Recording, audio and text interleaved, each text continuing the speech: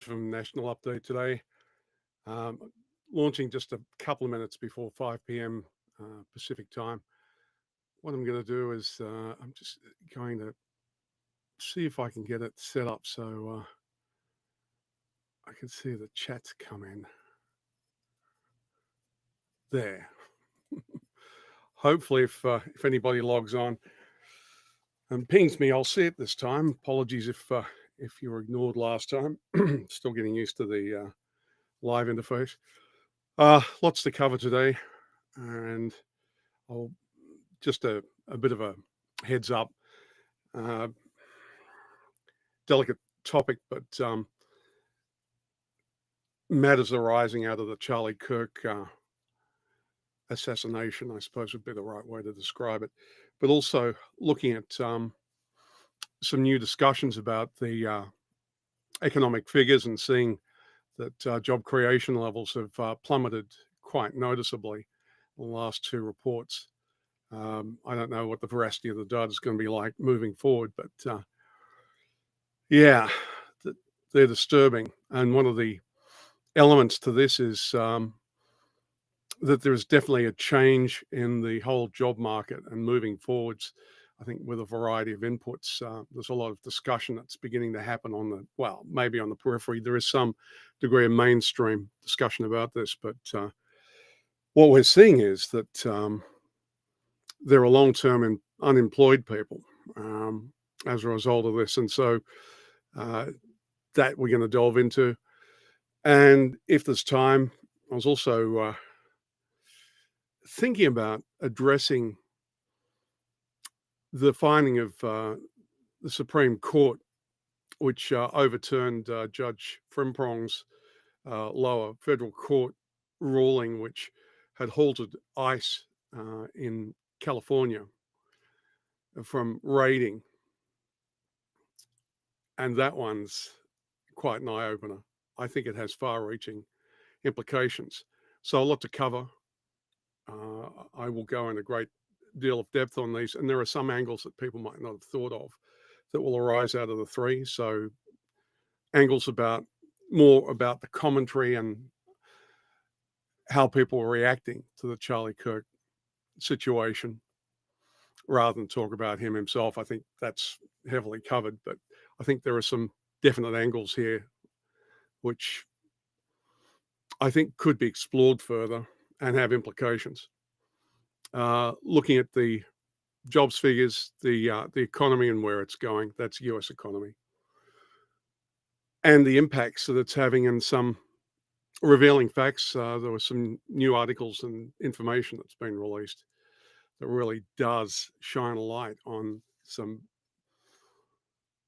side effects that might become even more acute, particularly if the market goes into a strong downturn, whether it's a recession or a depression.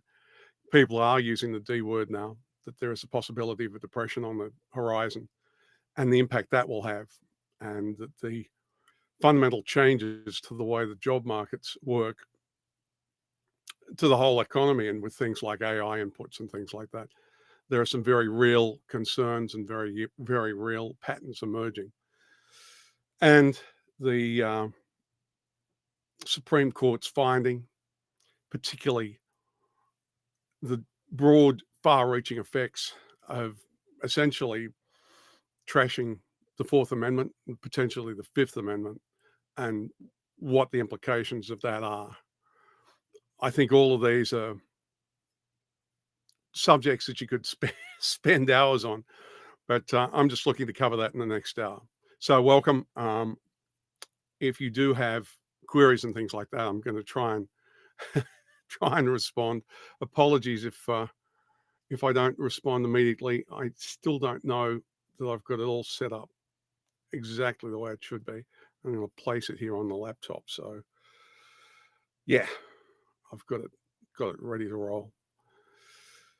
Okay. There's a lot going on, and look, this one's going to be emotional. There's no way around it with the Charlie Kirk situation. I mean, it's obviously front and center, and it's got so many dimensions to it. It's just not funny. And For me, watching all of this, trying to understand where different people are coming from, understand the implications, and look at some of the hard realities. It's a quagmire. It really is. And I'm seeing people from different perspectives and from different sides of politics reacting radically differently from each other. And I think it's indicative of the way things have got in the US. I mean, okay, there's a huge cultural divide, but there's even more divisions than that. It's definitely a different age. People think differently, and one of the factors that people are raising about this is social media, and that's a whole dimension in itself. So, how would I characterize it? Part of this is about the emotions involved. It's about the politics involved. It's about the fundamental changes with the way that social media works. And it's also hard. What's the North Star here for how do you treat this? Because the older traditions that were around, say, 10, 20, 30, 40, 50, 60 years ago, there has been a fundamental change with social media, and the polarization politically has become so deep and entrenched, where you would have had moments where people would come together and talk about building bridges and things like that. Quite the opposite's happening.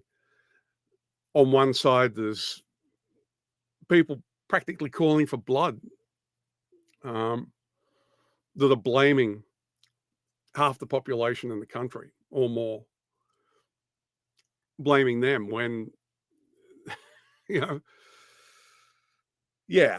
Anyway, why don't I start from the emotional centerpiece of this? Okay, here's what happened to me. I was watching Charlie Kirk. I watched the graphic image.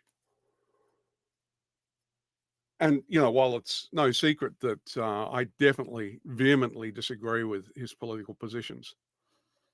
And I'm also cognizant of people saying, look at all the terrible things he did. The fact is, when I watched that graphic replay of what happened, I mean, I was sickened. It did have an impact on me, which I didn't expect. And it's not like, I haven't seen a lot of things in my lifetime. And it's not like,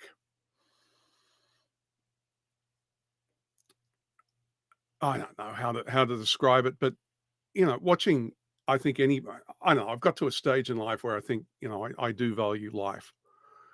And even if it's somebody who was as checkered in his life and well loved by someone and well hated by others, I still saw him as a human being. The first thing that jumped into my mind though was his wife and kids. I mean, that's just the way I'm wired. And then on the left, we hear all these people saying, who cares about him? And look at the damage he was doing and things like that, which I agree with in part, which is yes, and we're going to talk about some of his policies and the negative impacts that they had.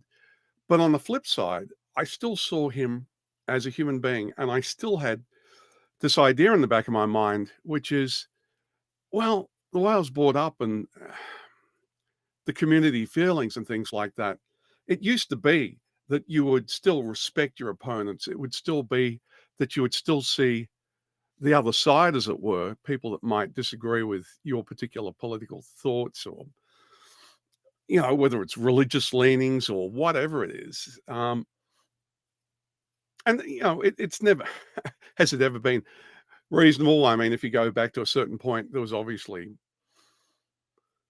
very strong religious attitudes, like the Church of England and things like that, if we're going back to the English period and things like that. But there was still some room for a respect and I don't know. See, even this sounds, I mean, if you say gentlemanly, I mean, it has the masculine element to it. And hey, I get it. I get see how difficult this is? It's a quagmire. You can't move. See, and this is the point I was going to make. We've got so many different angles here and so many different, um, requirements that one group or another would sort of demand of you or expect of you, or think that there is a specific line you should run. Like,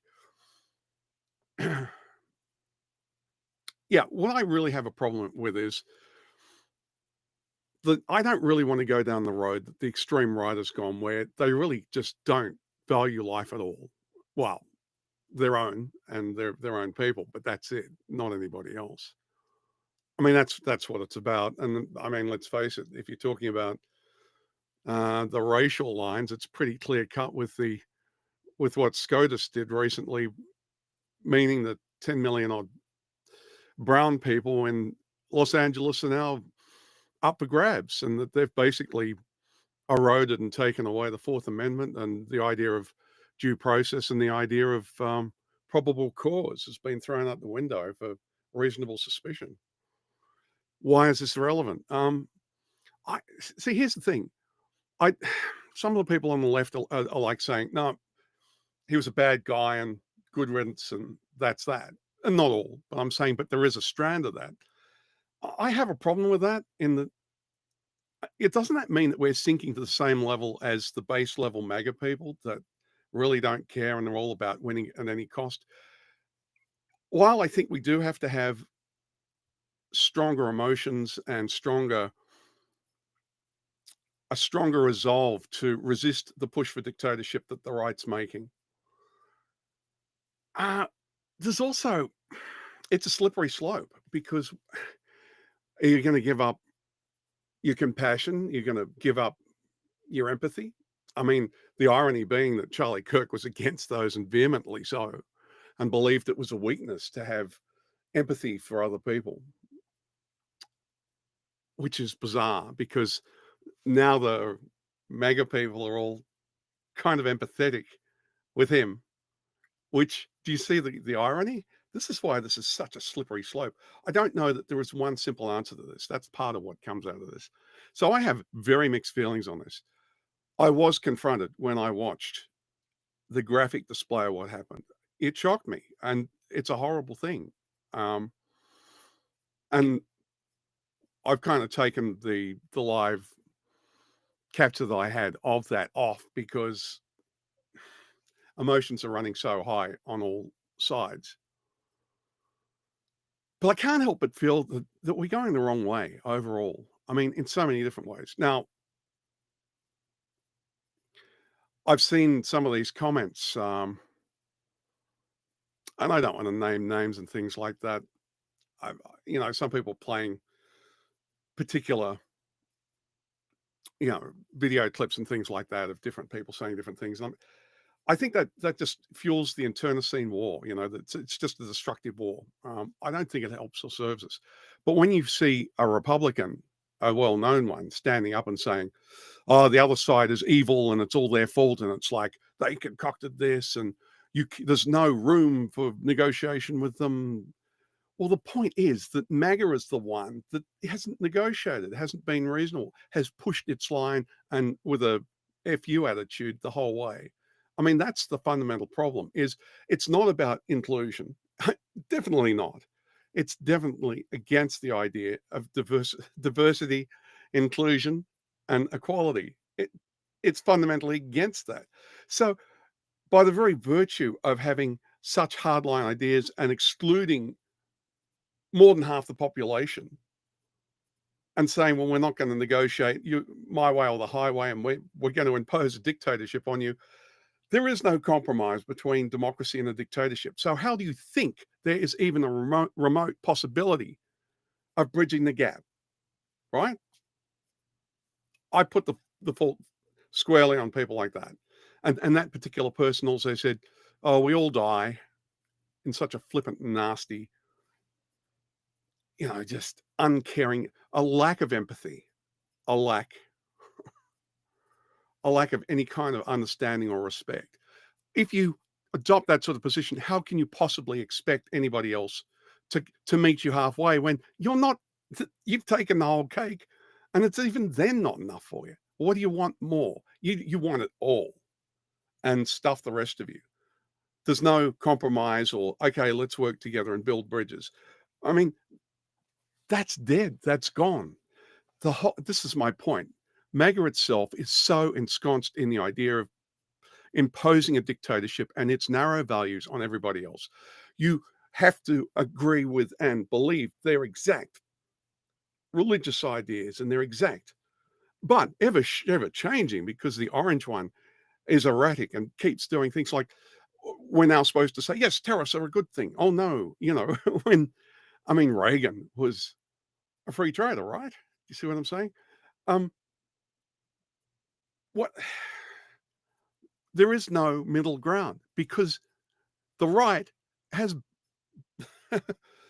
they've burnt it. It's a scorched earth policy. There is no middle ground, because you've taken all the ground and you you want it all. And the rest of us are saying, but we want to live too. Everybody else who isn't. And I'm saying MAGA is, you can be conservative and be concerned about MAGA. You can be hard left. You can be nothing at all. You can be anything on the spectrum or outside of the spectrum. MAGA is a particular small set. It's a cult. And the cult does whatever the leader says. And whatever the leader says is depending on what happens when he wakes up in the morning and decides, well, today we're going to go down this path, and throws these crazy Ivans and turns things on the head. We've heard of the taco. Trump always chickens out. The zigzag. This is why the economy is in real jeopardy, because that very approach, and a total rejection of facts, a total rejection of any kind of semblance of reality, a total rejection of actual facts, figures, numbers, that's all been thrown out. You can't have real jobs figures created anymore delivering what is actually going on. He's even asking for the quarterly earnings to cease. Why would you do that? Just think about it. Why do you want to obfuscate what is really going on? If you really want to be a competitive country, don't you want the best, most up-to-date and accurate information?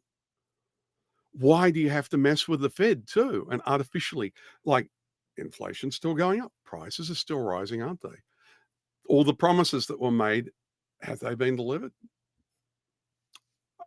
For you out there who are working 2 or 3 jobs, for those who are doing that, or just people that were doing all right, are you seeing the prices of everything go up? If you're lucky, maybe your remuneration goes up with it. But what happens if it doesn't? Hey, and don't forget, millions of working class people are working 2 or 3 jobs, and even then, they're still going backwards. So, let's look at what happened with Charlie Kirk. I actually wrote some of this down. So, okay, it's ironic that we're supposed to feel for Charlie Kirk when he fundamentally rejected and despised empathy. Compassion seen by the right as a weakness. And yet, what are we supposed to do now? We're supposed to actually state what we really feel, or yeah. I think it's a bit rich too when you had people like Melissa Horton, who was cut down. We didn't hear a peep from the right. In fact, at first, the spin of the right was that it was an extreme radical leftist that went and did it, when it was a radical right. And when Pelosi's husband was bludgeoned, did we hear much? Oh, no, they were laughing and thought it was funny. You see, there's a level of hypocrisy here. Do you see that there's a double standard? Because that's what's happening. Either we really do respect, everybody gets respect, and we play fair and reasonably, or we don't. If one side chooses to not play fairly, chooses to be totally our way or the highway, and yeah, it's good when it's good for us, and it's bad when it's bad for us kind of attitude, and an unwillingness to actually compromise or reach agreements, where a dictatorship and a democracy just don't mix. There is no middle ground. Once you create that, and the polarization is in and set, there is only one way to change that. Either either the dictatorship group is defeated or people within the MAGA ranks wake up and go, okay, we've gone too far. I mean, in the MAGA ranks, I really wonder, you know, I wonder if more than, if half of them actually realize what happens in a dictatorship, that, that they're as much, they lose freedom as much as anybody else. They can be thrown, the secret police, the ICE, which has become a Gestapo, and I'm going to talk about that too in an upcoming video, that they're at risk too. Does that make sense? And yeah, so how do we straddle the divide? So here's where I find it contradictory in myself. I was horrified when I saw Charlie Kirk assassinated, murdered. I was horrified. I mean, it took me a few days to get around it. And I've seen a lot of things in my time, and it upset me because you just knew that there was a living human being that to die like that's horrific. But you see, that's empathy and that's compassion. See, and the contradiction is that Charlie Kirk was against that. You see that? And so, but then from the left, if you say, well, I have compassion for the guy because he was human. Oh, but look at all the evil he did. And it's like, can't you at the same time disagree with somebody and yet feel for their family? You see what I'm saying?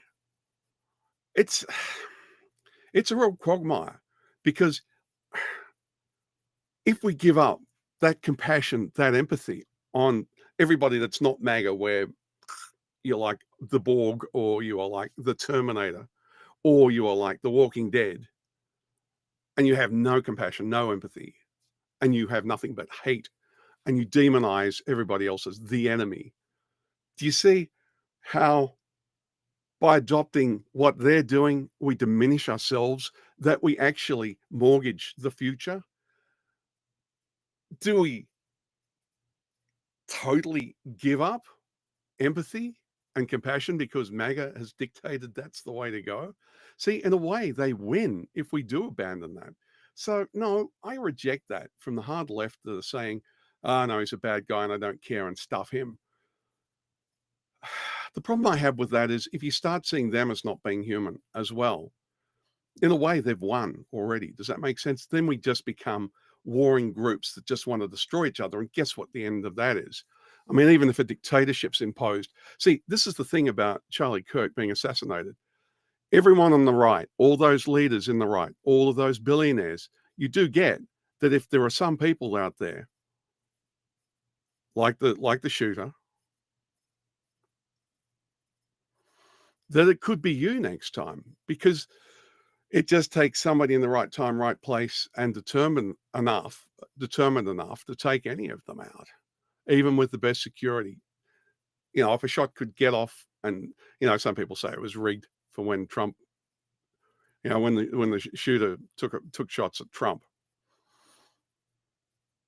I don't know. On balance, I think it probably happened. Obviously there was enough corroborating evidence for me to believe that, yeah, the shooter actually shot and tried to shoot Trump and missed. Maybe it clipped his ear, or maybe that was a piece of shrapnel or something. I don't know. It's hard to say. Was it rigged or not? I really don't know, but I doubt it, just on the balance of the information, okay? But the point is that everybody's vulnerable now. Everybody. And of course that means anybody that gets up and is in a public area, or like Melissa Hortman, some crazy can come up. Second Amendment guarantees that any lunatic can get a gun at the drop of a hat. And that's what happens. That's the game. So nobody's safe about this. The people see that, and the more polarization that goes on, the more chance there is. So even if a dictatorship comes about, all those are the supreme architects and people that are mad keen on destroying democracy and replacing it with some sort of dark enlightenment, Curtis Yarvin dystopian monarchist CEO or whatever, or a hybrid with Gilead for the Project 2025 Heritage Foundation people. You see what I'm saying? You're not going to be safe. You could have people that for years pretend to be something they're not, and pop, you're gone. So nobody's safe. And I mean, the more you go down an extreme path, the more chance there is that people like that are going to come out of the woodwork. So, I mean, my view is, do you guys really have to go down the dictatorship path? I mean, look at what ICE is doing. Scary stuff. So anyway, I think it's ironic that Charlie Kirk fundamentally rejected empathy and compassion.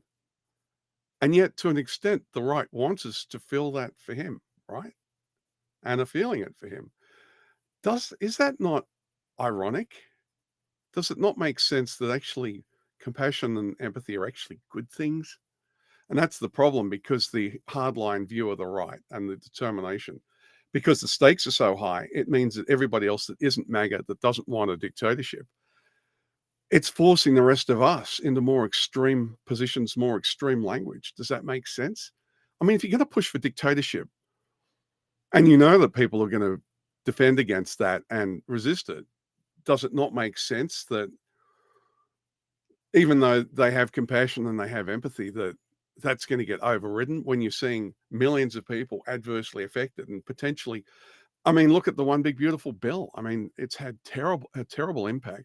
And if you're going to take healthcare away from many millions, and you're going to take things like the SNAP program for kids that are starving and families that, even though they're working their fingers to the bone with 3 jobs, can't keep a roof over their heads. And, that's by design, by the right. You MAGA people do realize it. You say that democracy is bad, but you're the ones that undermined and destroyed it and systematically have been using a sledgehammer to it. And then, there's comments about, oh, yeah, we've got to make sure that the economy and the trade is fair. So what? You go down the most random, like a random tariff policy where what? An intern puts in some weird numbers and gets it all wrong out of ChatGPT or something equivalent. See what I'm saying? And if you look at it, tariffing penguins was nuts, and then going and hitting a country like Vietnam, that it was actually because the way the trade works, they were selling something that the US wanted, and they were buying, what you buy and sell and things like that, even though it might not seem even there. You've got to look at it in context of the whole complex machine. The global economy's a complex beast, and taking a sledgehammer to it is nuts. Did people not think that if you take a sledgehammer, and if you look at Smoot-Hawley in the 1930s and the dramatically terrible impact that had on the US economy and the incredible hardship that inflicted globally, it was part of the depression then, which is why people are talking depression now, because those structural impacts are still having an effect, right?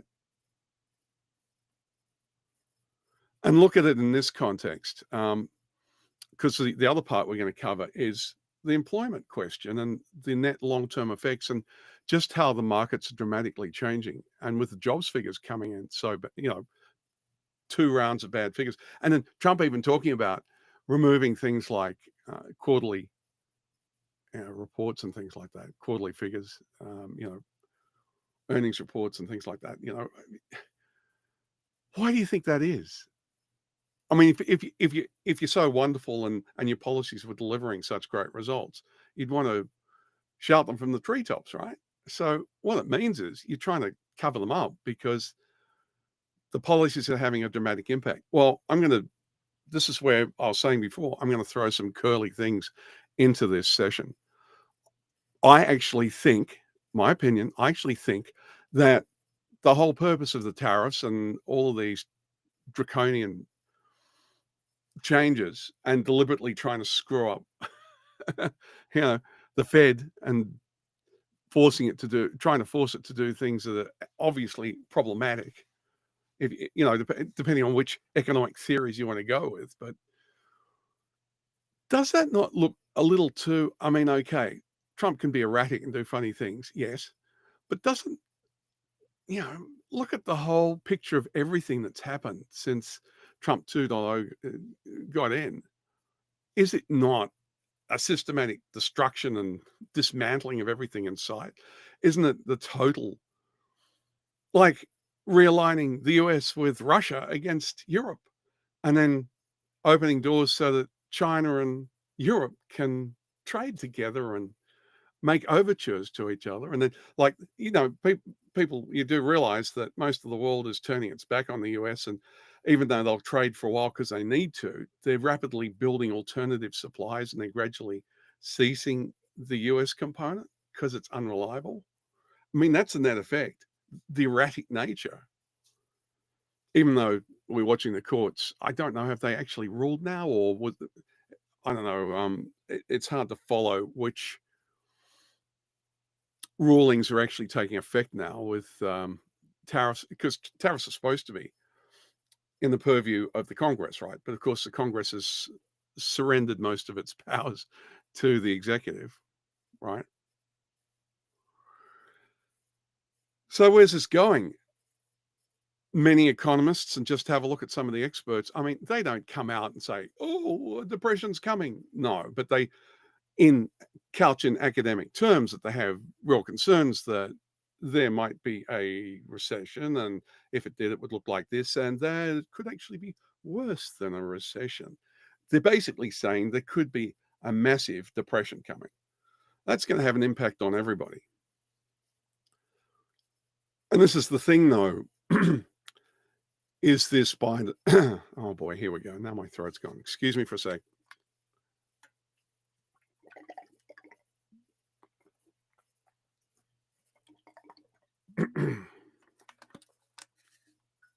Here's what I think's happening. Oh, I think they're deliberately trying to destroy the country. I think that's what's happening. I think the whole plan is that the ultra right, they do want a Curtis Yarvin stroke Gilead kind of dystopian dictatorship. They want the CEO and the tech bros and the, sort of the oligarchy stroke techno feudal. Okay, this all sounds like gobbledygook, but just means the richest people become like lords. You really shut down any kind of growth. You shut down the innovation.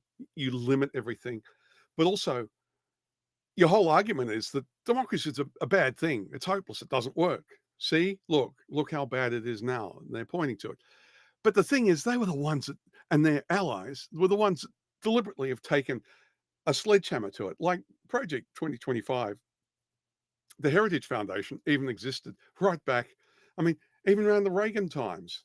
And they've been trying to dismantle, the disparity in wages and an actual buying power that's been, like if you go back to the 70s, there were people that could end up retiring, having a house and having a decent retirement just with ordinary jobs. But look at it now. I mean, and the younger people coming up, how can you afford a house now? All the private equity buying them up, forcing the prices up out of the range that even people in their whole lifetime could never afford it now, just to have even the modest home, right? Unless you're one of the few that are earning significantly well, or are in the billionaire class, or at least in the upper end of the millionaires, right? Then, okay, life's very different for you, but the majority of the population, that's not right, right? So, with that economic backdrop and the change, okay, now I want to swing to, let me get this up. So this is about there's been some articles that came out about long-term unemployment crisis, the hidden economic storm. Well, I want to couch this in the context of a potential impending recession or depression.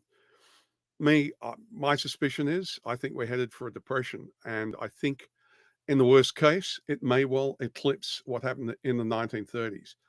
And just have a think about what the One Big Beautiful Bill did. It took away trillions and gave it to the billionaires, basically. It took it from healthcare and food for the poorer people. And if you look at the tax cuts, the poorer you were, the worse you did. And the richer you were, the better you did.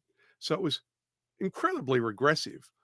And, like regional hospitals got hit, didn't they? I mean, if you see a lot of the mega people that are suddenly getting hit by those policies are now realizing it really wasn't friendly, definitely not to the working class. If you're a mega voter that's working class, be honest and have a look at, are you doing better or are you doing worse? If the economy keeps going the way it is, if your job, assuming that you're actually able to hang on to one, are you finding that your buying power is sliding? And so you're getting less and less each time you've got a paycheck. Are you having to work 3 jobs just to try and make ends meet? See what I'm saying? Are your savings getting slowly eroded? I mean, if COVID wasn't enough to damage, the majority of the population, and many people suffered, the current policies are not helping anybody. And even the current policies are even probably going to affect the super rich as well, because if the whole economy gets smaller, right, everybody's going to lose out of this. And if America's cut out of the world economy or minimized and reduced, which is what's happening, and if all of those diplomatic relationships are that tenuous, which they are, because the goodwill has gone, right? So you've got this unemployment that's coming through in that context. Imagine if it gets worse. This is just the tip of the iceberg then, right? So long-term unemployment crisis, the hidden economic storm. And so the way I was going to couch this, kind of borrowed from different areas, while everybody's celebrating low unemployment numbers, there's a crisis hiding in plain sight that could reshape the American economy. So we're looking at low hire, low fire environment.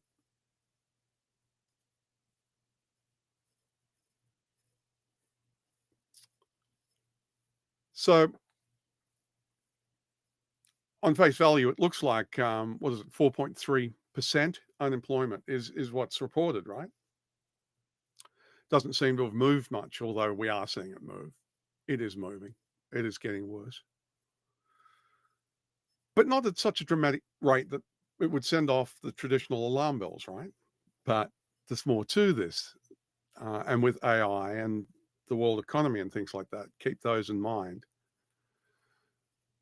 It's not quite so simple. There is a real warning bell hiding amongst this. Everybody thinks the job market is fine because unemployment is only 4.3%, right? Well, here's what the numbers are hiding. So while the headline rate of 4.3% is holding, long-term unemployment is rising sharply. That means people that for more than 6 months are out of work and then find it progressively harder, increasingly harder, the longer they're out. And these can be people that are highly skilled or, willing to, capable people. But the job market seems to be that the retention times are longer, and so the hiring and the firing, the frequency has dropped off dramatically. What does that tell you? We're going to deal with that. And so here's what makes the long term so dangerous. Because if that percentage, which I believe is about 25% of the unemployed, are long-term unemployed, that means 1.9 million people unemployed for 27 plus weeks. That's 25.7% of all unemployed, the highest in years, okay? Think about what that entails. Slow job growth, only 22,000 jobs were added in August, which is down from, I think it's a 10th or even a 20th or something, isn't it? Like a lot of the figures were in the hundreds of thousands, some of them much better than that. That's, I think the 22K mark for jobs added was about the lowest in, is it a decade or something, or 2? I don't know. I was analyzing it and looking at if you look at the chart, it's, it moves a bit, but this is like a big, stark drop. And, don't forget that a lot of those new jobs that were created were artificially done so that are counting to that. But I think the reality is that it's even further. It's actually probably underwater. There was probably jobs lost.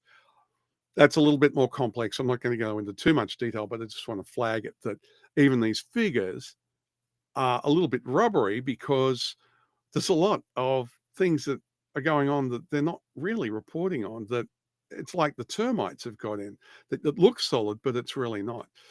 So the barriers to getting back in is the next sort of thing about it, which is long-term unemployed. It's rising. It's over a quarter now, and that's steeply beginning to rise now. What does this tell us? And why should you be worried? Well, the barriers to getting back in is the first thing I want to cover, and then people being left behind is what I'm going to follow up with, and there's a couple of other things. So it's not just that there are a few new jobs, it's what happens when you've been out of work for a long time. See, so some people might be applying like mad, but they just can't get in. And part of it is because the market is stagnant, depending on where you are. Some are more high frequency than others, as you can imagine, but we're talking about an aggregate. We're talking about the whole US as a nation. Different sectors, you can argue differently, but we're talking the overall, okay? Understanding the mechanics of how long-term unemployment compounds the difficulty. So what happens when the 27-week cliff hits for anyone like you? What happens if there is a recession or a depression and you lose your job? Do you see where I'm going with this? Unemployment insurance and benefits often run out. Oh boy, excuse me.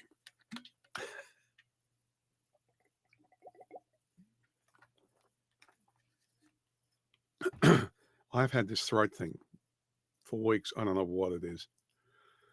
Does not want to give up. So usually I would edit that out.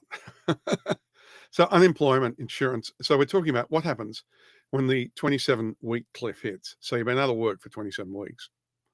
Unemployment insurance and benefits often run out around about that time. So your skills fade. You're not as sharp as you were. Well, maybe you try and keep up with them. Maybe you try and be productive. Maybe you're trying to set up your own business, perhaps. And your network's weakened too. Within, say, you're in a professional field, or you've got some expertise or skill set. But if you're out of the loop, you're also out of the loop in terms of the people that might be able to help say, "Oh yeah, I know this guy can," and they introduce you, etc. Because I mean, a lot of people, that's how they find new work, right? They work through networks, people they know, and somebody recommends them, and or there are people that have worked with them that say, "Oh well, hey, you're not working. Yeah, I've got a great role for you. Come on in." You know what I mean? The longer you're out, it compounds this issue. Psychological and financial strain grows. If anybody tells you that it doesn't erode your self-confidence, and certainly, your bank accounts. I mean, some people, I don't know, by this time, 27 weeks, that's enough to bankrupt some people. But if you did have some financial reserves that you're hoping to put away for the future and for retirement or whatever, or for a rainy day or for a disaster, like somebody in your family gets some, because of the healthcare situation and the way it's so skewed here, and the cost of medication and the copay that you got to make on, the way it's rigged against most people.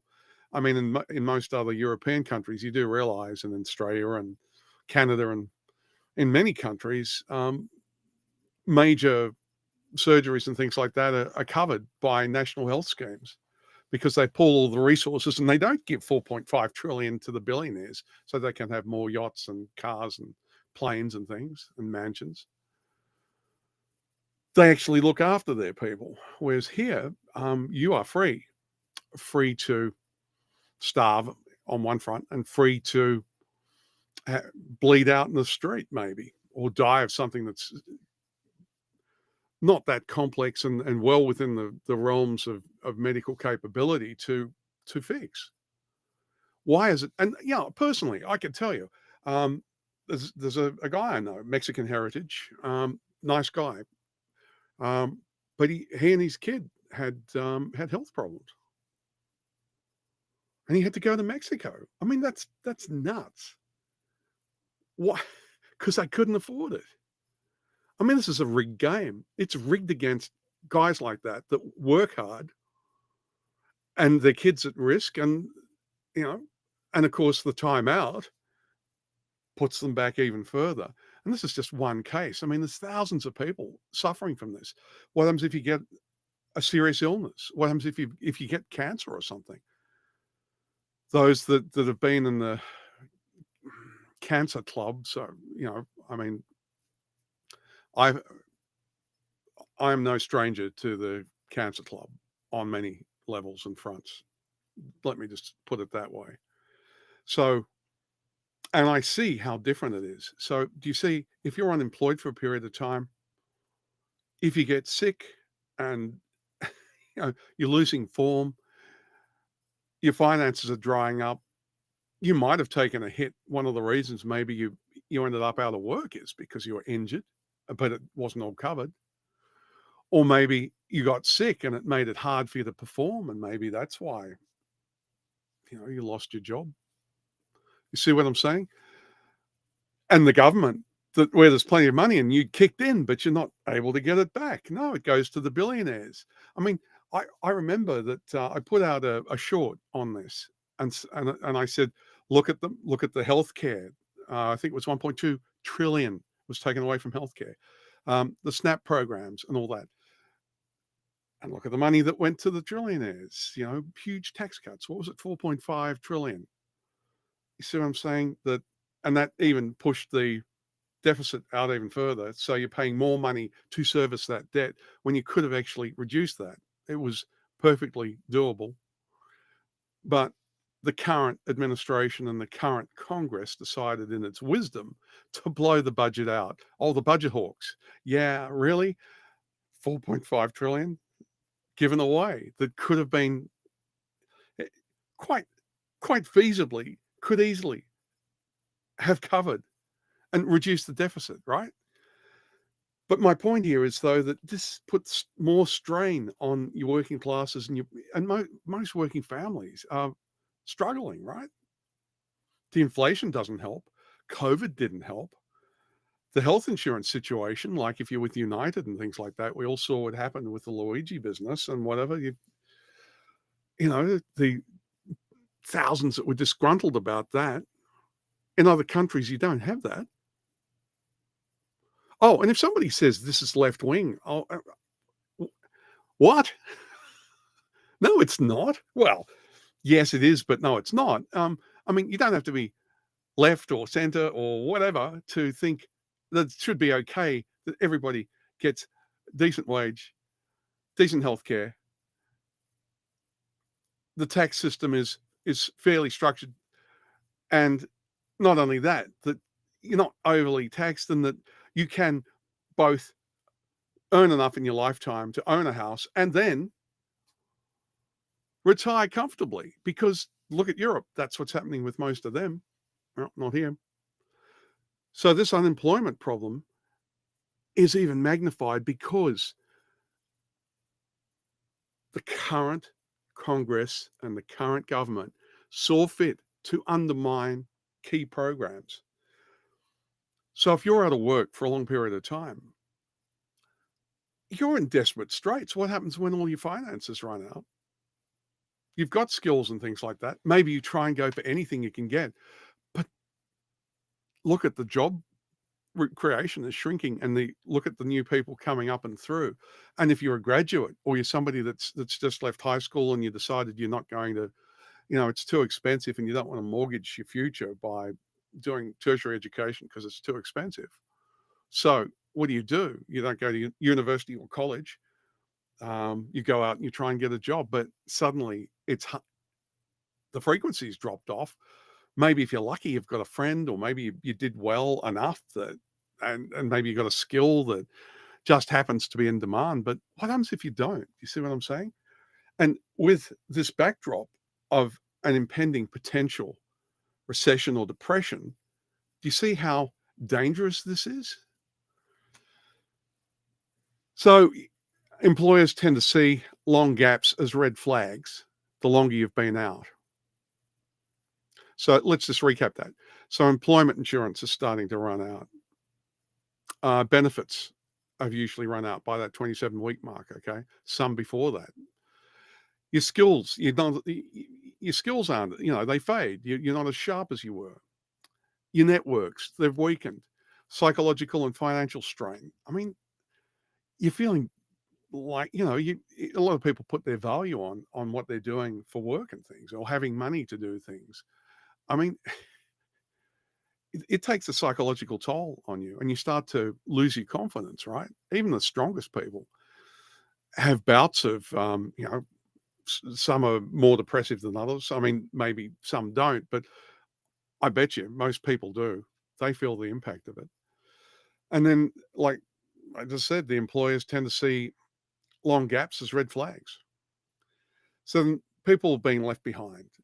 It's the next thing. Here's the part that should alarm everybody, okay? Generations, older workers, graduates, they're taking a disproportionate hit. So you're older, some of the people that are older, that because of age, find it hard to get back in and be engaged. It's happening. Graduates, I mean, if there's not openings, what are they going to do? Go to McDonald's or something and work there?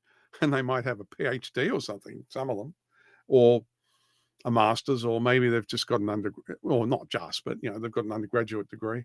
I'm not discriminating. So that's part of what's happening.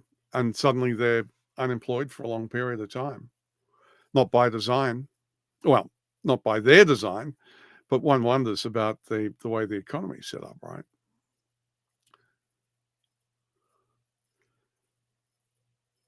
So we're getting a bit of a sense for the demographics here, and the human cost. So it's not just economics. I mean, there are some people out there that are suffering, right?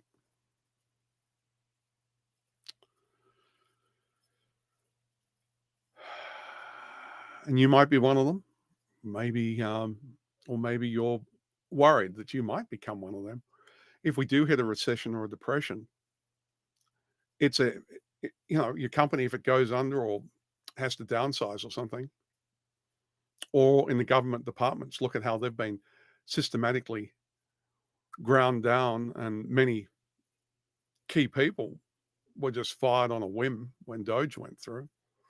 And this current Trump 2.0 administration is mad keen to dismantle everything they can and continue to. So is this shaping the future, not just for work, but of inequality itself? This is the key point. Just think about this. Structurally, we've had so much that has changed. You see things like AI coming in. The whole way that the economy works is being reshaped dramatically. The effects of the tariffs mean that key markets that the US otherwise had access to have either shrunk, disappeared, or are definitely under threat. And also product coming in with it's really like a consumption tax being added.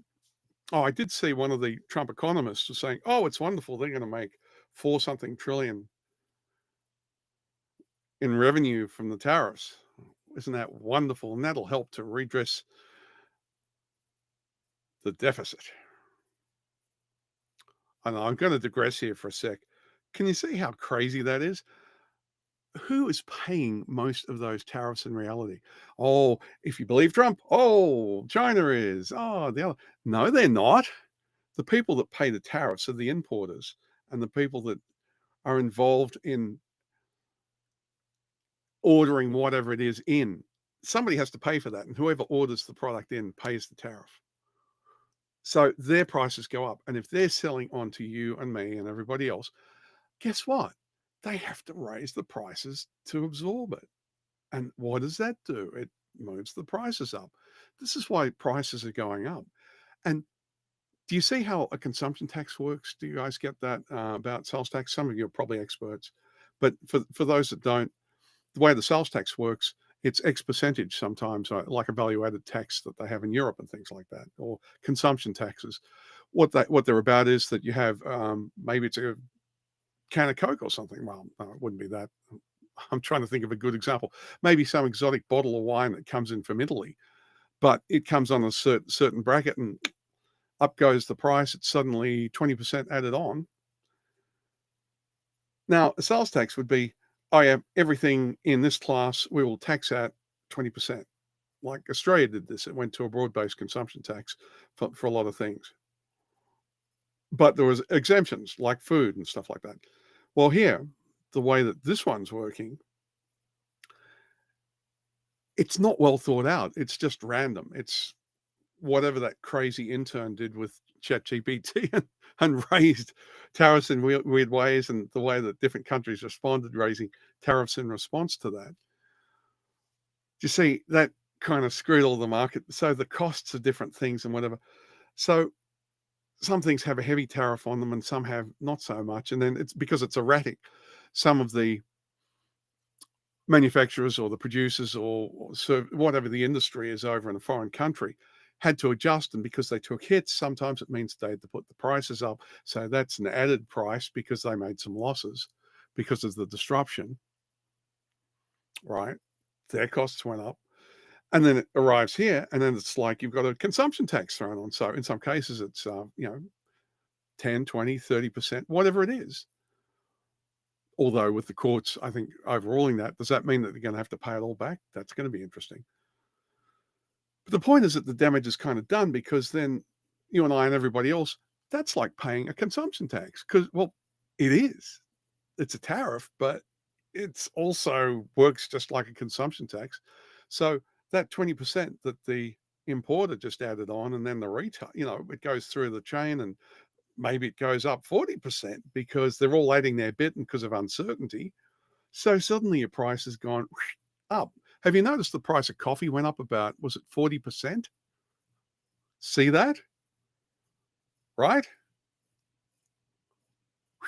Who drinks coffee?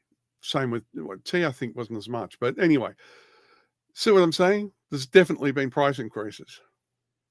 And we're talking over the period of about a year, I think it is. I'd have to look at it again, but you know what I mean. Even if it's 20%, it's still a fair whack, right? And it's above what the inflationary numbers are supposed to be, right? And who's winning that money? And who pays that? Do the rich pay a lot of that? Only if they consume the stuff. If they don't, they're not paying for it. But who are the people most likely to be hit by most of this? The middle class and the working classes. The majority of the population aren't the super rich or the fairly rich, but Joe and Jill average gets hit with this, and their wages aren't going up much, if at all, or even going backwards, because the amount of time that they're working is being cut. See what I'm saying? So people being left behind. Here's the part that should alarm everybody. Generations of older workers, grads, are taking disproportionate hits, right? So if you as the older you get, the risks go up because of ageism. You're going to be less, some people want somebody that's going to be around for 10, 20, 30 years or something. Well, that's not you if you're in your 40s, 50s, 60s, right? The older you get, see, it's against you. It's rigged against you, and it's just going to get harder. So I'm worried about people my sort of age bracket, what, I'm not laughing because I think it's funny, but I'm like, I think people just don't see what's coming, and I kind of can't believe it. It's like, do you guys not see this? This is a real worry. And if you're a graduate coming in and you just worked all that time and you got your degree, or you got your diploma, or you got your PhD or your master's or whatever you were doing, and now you can't get a job, and you borrowed to do it and you owe it. It's like mortgaging your future, and it's not your fault. It's the way this whole business is set up. So the demographics and human costs. So it's not just economics. So is this shaping the future, not just of work, but of inequality itself? Is this going to cause a huge underclass of people? Because if it's already a quarter of the long-term unemployed or a quarter of the unemployed numbers, so who does it hit? Older work, older workers versus younger new graduates and things like that. Underemployment, part-time work when full-time is needed, i.e., you need to work full-time, and all you can get is part-time work. So, and you're probably getting less benefits doing that. Maybe you got to work 2 or 3 different part-time jobs or something to try and make it work. And maybe it's only on, maybe it's a gig based. There's lots of gig workers out there. A decline in labor force participation. Yeah. Confidence drops and people stop looking. Yep. And financial consequences, savings, housing, healthcare stress.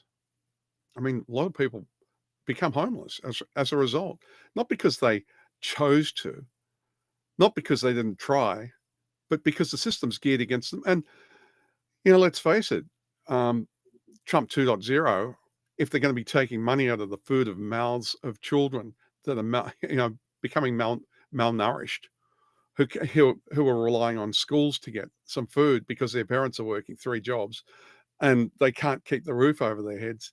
Maybe they're paying exorbitant rent because all those equity players bought up all the houses and drove the prices up, so they can't afford a house.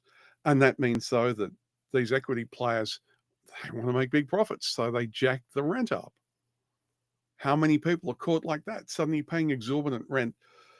You've got healthcare that it's kind of vital because you've got a kid that's sick that needs some sort of medication. Maybe you've got somebody in the family has diabetes or something and needs the medication and needs the healthcare costs to get that, to get the prescription and get it figured out what the right treatment is.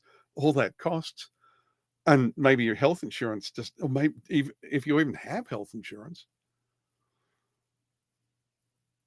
You see what I'm saying? And then, on top of that, you've got to feed your kids and feed yourself. Like you read, I don't know if other people have been reading like me about this, but you hear of these single mothers that have to go and starve for a few days because to feed their kids, they have to go without. This is America. And that's okay. And imagine that these people are already so far on the edge and they're probably borrowing just to stay alive. And then they've got to service that debt and then it grows.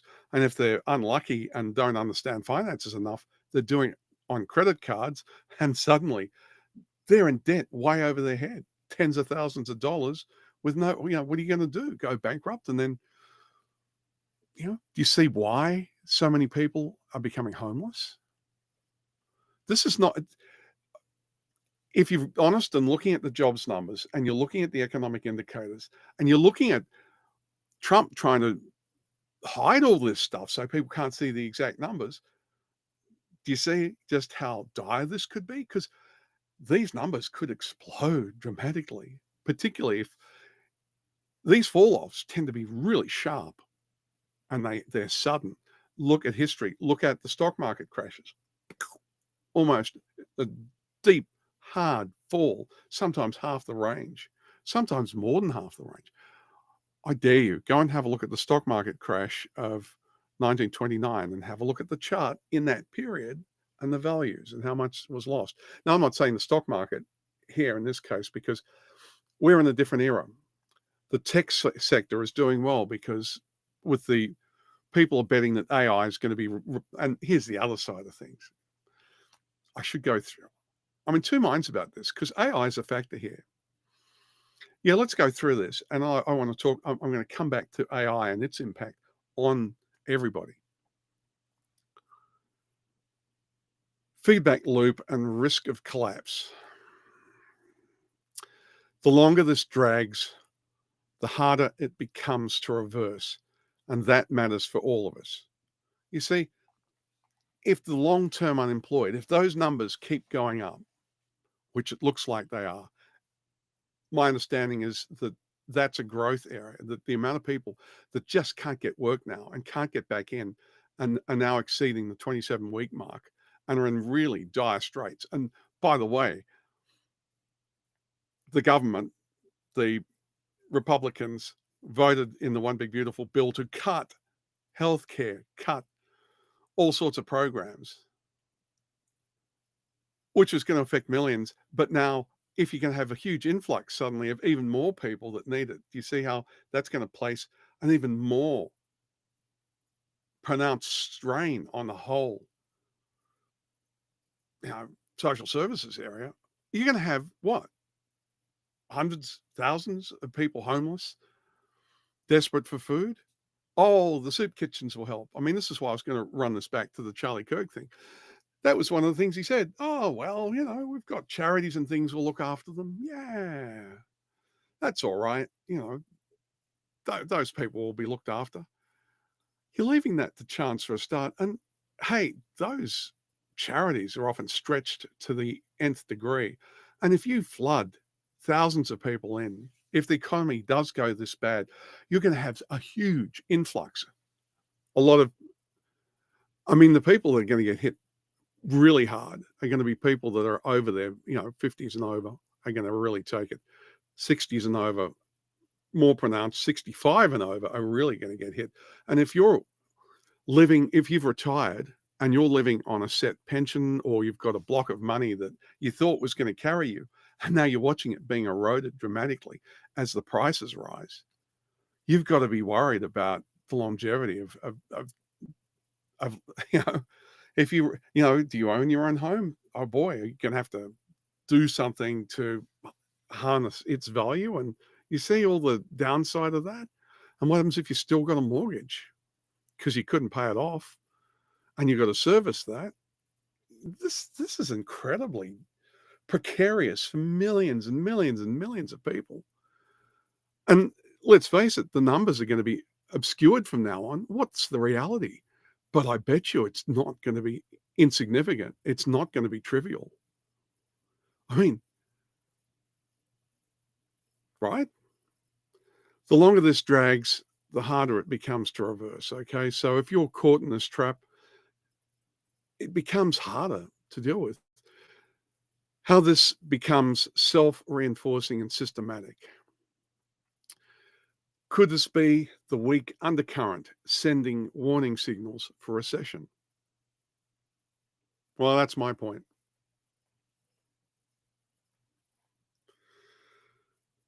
You see, once this cycle starts, and as the economy slows, as your markets shrink, as your government programs are cut, as more money flows to the super rich who aren't going to spend it on anything that generates more wealth for anybody else. So you've got that siphon. You've got the social services and social security, and you've got all those programs that have been cut. See what I'm saying?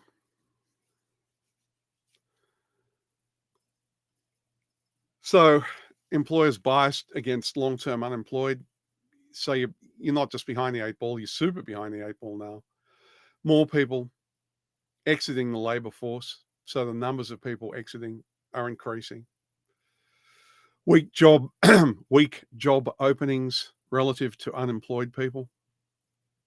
Say that again, weak job openings relative to unemployed people. Policy lag benefits restraining and support. Policy lag benefits, retraining, and support. See, what that means is that the amount of policies that are there to help people that are long-term unemployed or are recovering somehow and need to be rehabilitated, say they were injured or something and their healthcare costs or whatever didn't really cover what all of the expenses that are generated by that. Maybe you got sick, maybe you were injured at work, whatever. Any of those sorts of scenarios, it puts you behind the eight ball, doesn't it? The older you are, the longer you've been unemployed. All these things are like conspiring together, and it's like a big snowball. It slowly gets bigger and harder. Well, it's more than this. Isn't just going away, and it's not just that it exists and that it's going to stay there. It's snowballing. This is growing, and the figures tend to indicate this is a dramatic growth. This is creating a huge underclass of people, right? And then what happens when that happens? What are you going to do? Just let thousands of people, you know? You can imagine people that could have got healthcare that might have fixed them easily. No, that might be it for them. How is this okay? Oh, sorry, of course. It doesn't matter, of course, if they're, according to the mega people who adhere to that concept of, well, they should just get a job, right? Yeah, no such thing as compassion or empathy. Empathy's a bad word. Oh, you're not allowed to say that. It's like, come on. You see somebody in the street that's struggling, that was for years did well, but for whatever reason, they're suddenly caught in this terrible situation.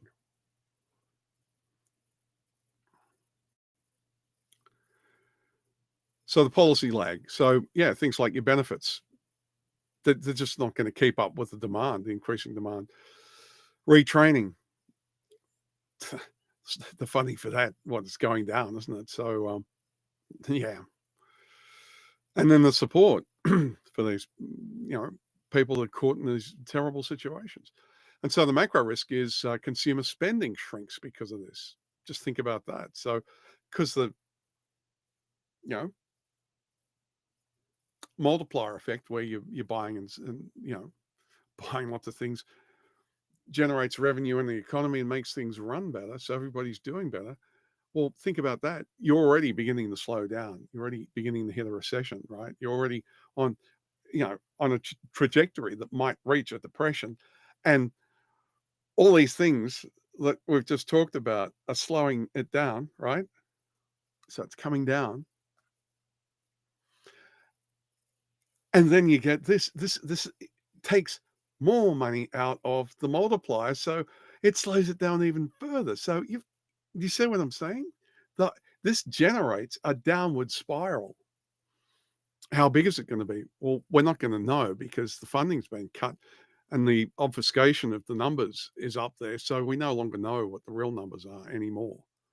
And it's just going to get worse. They're going to do a 1984 kind of, George Orwell, 1984, fudging the figures, right? That's what's coming. So we're not going to ever know because it's all going to be, it's all growth and wonderful, just like in 1984, how they would have dramatic shortfalls and people would be starving and whatever. It's fictional, of course, but it was talking about what happened in, the Soviet Union at one point, like the liquidation of the kulaks and things like that. How many million people was that? 20 million? It was a disaster. They had the new economic policy period and there was prosperity, and then Stalin just destroyed it. Well, I honestly think, and it's like I'm digressing here for a sec, but think about this: Intel, like the government owning 10% of Intel. I mean, isn't that communism? At least it's like the hard end of socialism, right?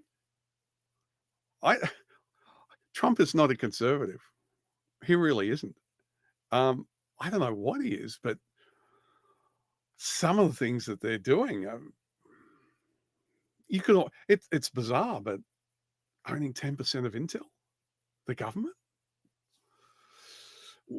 When did that become a thing that's okay? I mean, I would have thought that the budget hawks and the Freedom Caucus and all those sorts of people would be up in arms. You extreme fiscal conservatives would have thought this was antithetical to conservatism, right?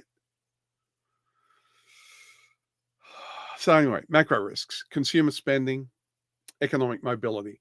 So the chances of people getting jobs where they're going to do better than their parents or that they're going to improve their lives No, the chances of that are being cut dramatically. So just trying to move forward and move better, move up in the food chain, and you know, no, the stagnation is not limited. I mean, it just means less people are going to be moving from job to job. There's going to be less firings. Well, there might be more firings, but they're not going to be rehiring. You see that? Uh, Not only are people not going to move much, that's what the figures are showing. But if you get the recessionary pressures continue and the markets shrink because of the tariffs and the effects of them, and because the structural change to the world economy, the whole trade system, the global trade relationships, America's being systematically shut out now. Like China's talking to everybody else is talking to everybody else, and they're all like, the US is no longer reliable, and while Trump's in, it's erratic and crazy, and who knows what happens, and what happens if they talking about the US, become a dictatorship, because it's a real threat.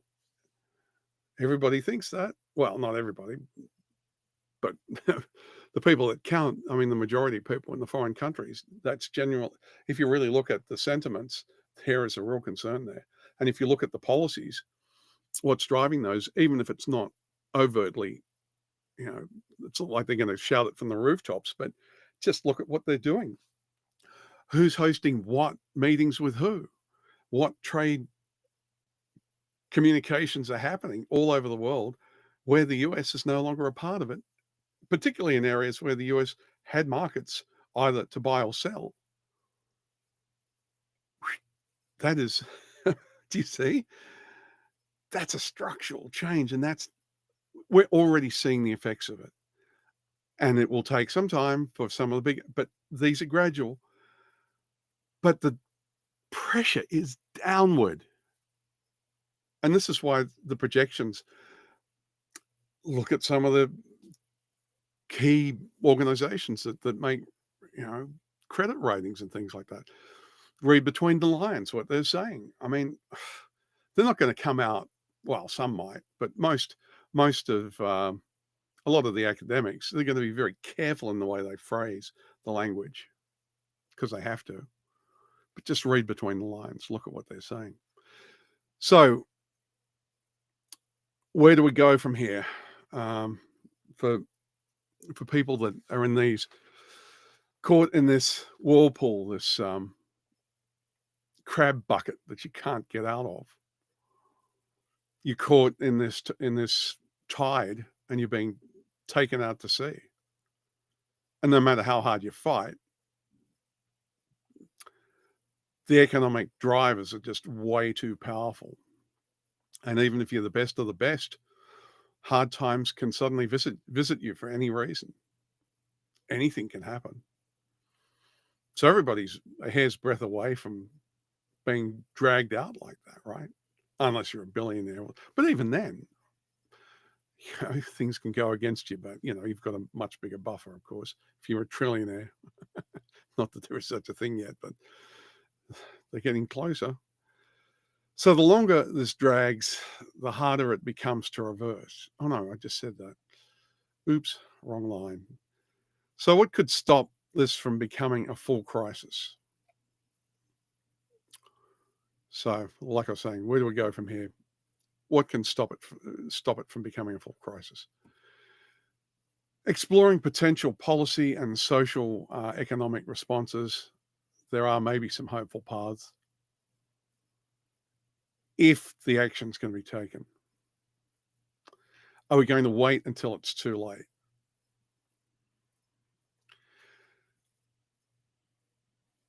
This is the problem.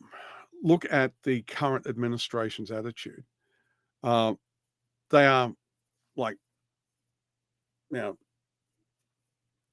like the three wise monkeys, but they're, you got it.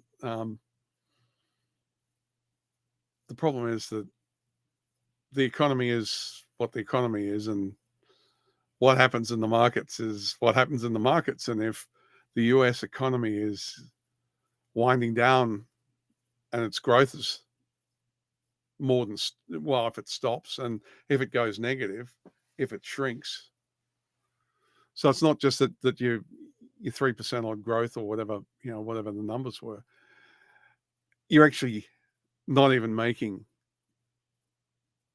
growth numbers, and maybe you're sitting doing nothing. But what if it goes further? What happens if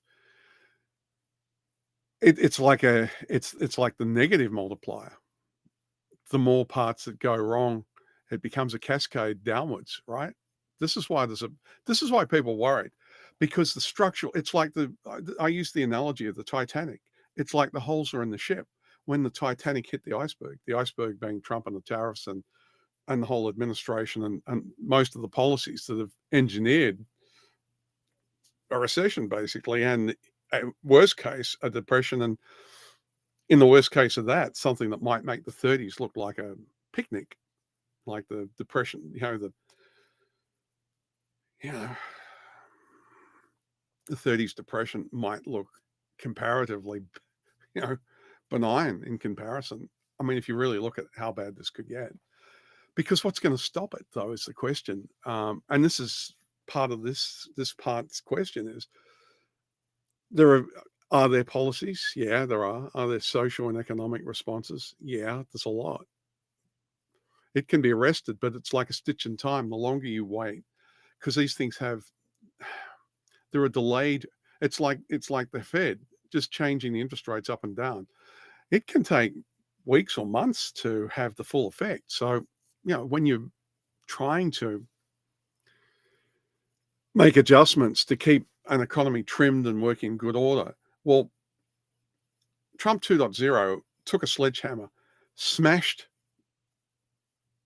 the international trade relations, smashed departments, shed so much people that had knowledge. I mean, it's like a systematic, disassembling of the federal government. And of course it has effects. I mean, all of that has ripple effects. And because some of the departments that were doing critical things that were critical to the US economy, what happens then? I mean, it's not like you're just going to stick a Band-Aid on it and magically it's just going to fix itself.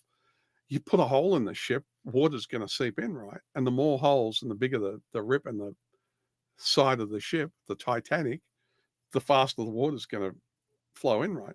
So even though it looks like the ship's afloat, there are holes and there's water flooding in, to use that analogy, which is there are structural changes that don't just happen overnight, but have been fundamentally damaged. Can we ameliorate? Can we repair some of it? Yeah, to an extent, but some of it, I mean, those trade relations with trading partners in Europe and like Canada and whatever else, I mean, I'm not saying that they won't trade because they need things, but they're trying to find and source other markets and actively talking to each other, developing relationships. Does that make sense? So those relationships, it's like you burn a bridge, and it took decades to build those relationships, to build the US hegemony took decades from the Marshall Plan onwards. Took decades. Okay, some people might say, Bill, I didn't benefit. Yeah, that's part of the problem, is that the other half of this equation is that this is geared for those who are the richest are doing better and have been. And like this administration has turned that to full bore, all to the super rich, and actually winding back the benefits or anything to the poor. They've even made it harder. It was already extremely hard on millions of people. But what they've done is they've pulled the rug out from the working class for sure, like all those Rust Belt areas. Oh my God. And look, think about the regional hospitals that are gone. Think, all the things that people rely on. Look at, and hey, farmers, are you not feeling like, what is it? Is it sorghum or no? Is it, there's all sorts of agricultural markets that have been shut off that the Chinese have repurposed to other suppliers or have shut off or dramatically reduced. That's got to be having an impact on the rural sector, doesn't it? I mean, the figures I saw were indicating that. Hey, so the farmers and the farm workers and all that, it all cascades, right? And the regional hospitals are gone, so your healthcare's gonna so you've got to travel, what, hundreds of miles just to get what should have been a simple medical procedure done in those red states. And those states are already net negative in the pie, like California's what, 83 billion positive into the pie. Like, that's the surplus that, or the piece that's taken away that, California puts in 83 billion more than others who are net negative and take more than they put in, right? Well, if this continues cascading, oh, by the way, I'm going to digress a little bit here too, because I was going to talk about what's happening in California and LA. That's coming up. I'm going to talk about what SCOTUS did, which means if you're brown, you speak Spanish, you've got a low-paying job, or certain jobs, and you're in a certain locality, now constitutes reasonable suspicion. Probable cause is out, so you can be a citizen or a valid visa holder or a lawful permanent resident or whatever, and they can just. It's like it's giving them almost carte blanche to just grab people off the street, raid anywhere they like. There are still some limitations, but my argument here is, if we are in this economic downturn that's coming, why would you damage and try and destroy the goose that lays the golden egg? California is the goose that lays the golden egg. Why would you destroy it? I mean, it is the fourth largest economy in the world, okay? I keep saying this, and I don't think people quite understand. I mean, if California seceded and was on its own, it would still be the fourth largest economy in the world.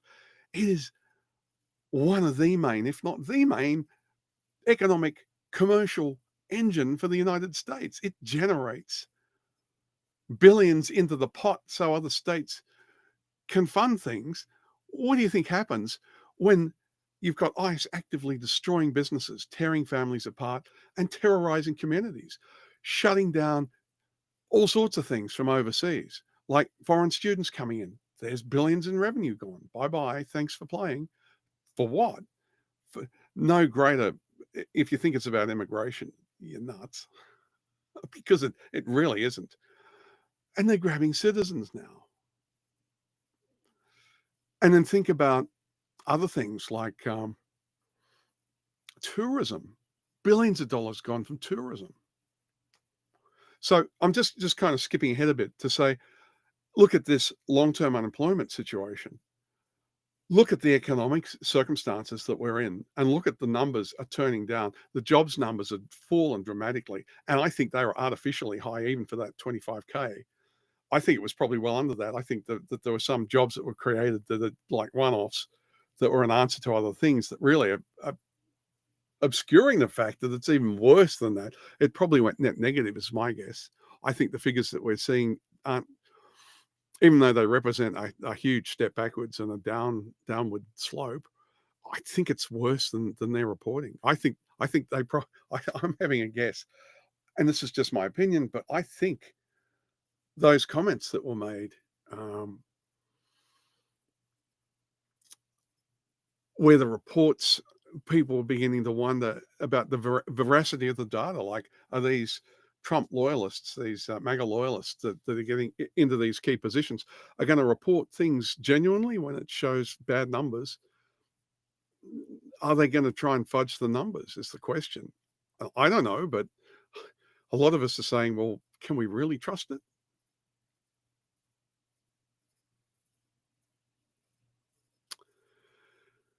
So are we going to have to wait until it's too late, is the thing about the long-term unemployed? Are we going to set up retraining? Are we going to set up social and economic responses to deal with these economic downturns and what's coming? Are there hopeful paths? Well, in theory, there are. So extending unemployment benefits or safety nets. Yeah. Job creation, targeting hidden in hard hit sectors. Oh, targeting hiring in hard hit sectors. So job creation, targeting hiring in hard hit sectors. So look at the sectors that are getting hit the most by the tariffs. Look at the ones that are obviously not the tech sector, but I mean, look at the rural areas. I mean, they're getting hit. A lot of mega people there, or people that voted for Trump. Certainly in a lot of the rural areas. Are you seeing this? Are your local hospitals, are they being shut down? You're going to have to travel hundreds of miles just to get simple health care? Were your markets, did they diminish? If you're like a farm worker, did you find that it was harder to get work? Were the crops less? Did they suddenly shut them down? Or, you know, is the amount of pay shrinking? If you're like an owner operator, are you finding the pressures are much harder? Prices are flying up. You're finding it harder to make ends meet. Your market's got hit. The margins in every different direction are getting squeezed. Maybe they're totally gone. Maybe you're totally in the red now. I bet some of you are. And this is the question: is Trump 2.0 going to redress this? Are they? Because it's broad sweeping, the effects that this is going to have. So targeting hiring in hard hit sectors, extending unemployment benefits was the first, and safety nets. Well, have a look at what the One Big Beautiful Bill did. They could change this around, but don't forget that what's the supply going to be like next time? Are they going to try cloture motion on the continuing resolution bills that fund the government? That budget allocation that went through by one vote, mind you, in the House of Representatives, and J.D. Vance had to cast his vote, and Murkowski had to be bought off to get her vote to get it through. Maybe Alaska will be all right, but a lot of the other states aren't. No way.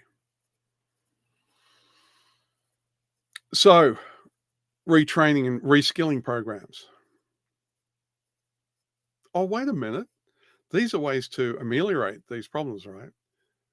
So that it doesn't become a huge, monstrous snowball where suddenly you see the unemployment rates fly up and then the long-term unemployed becomes a monstrous great number, because it'll fly up fast. If things slow down at the rate they look like they're going to be, you're going to find it's like an exponential, road to going down fast.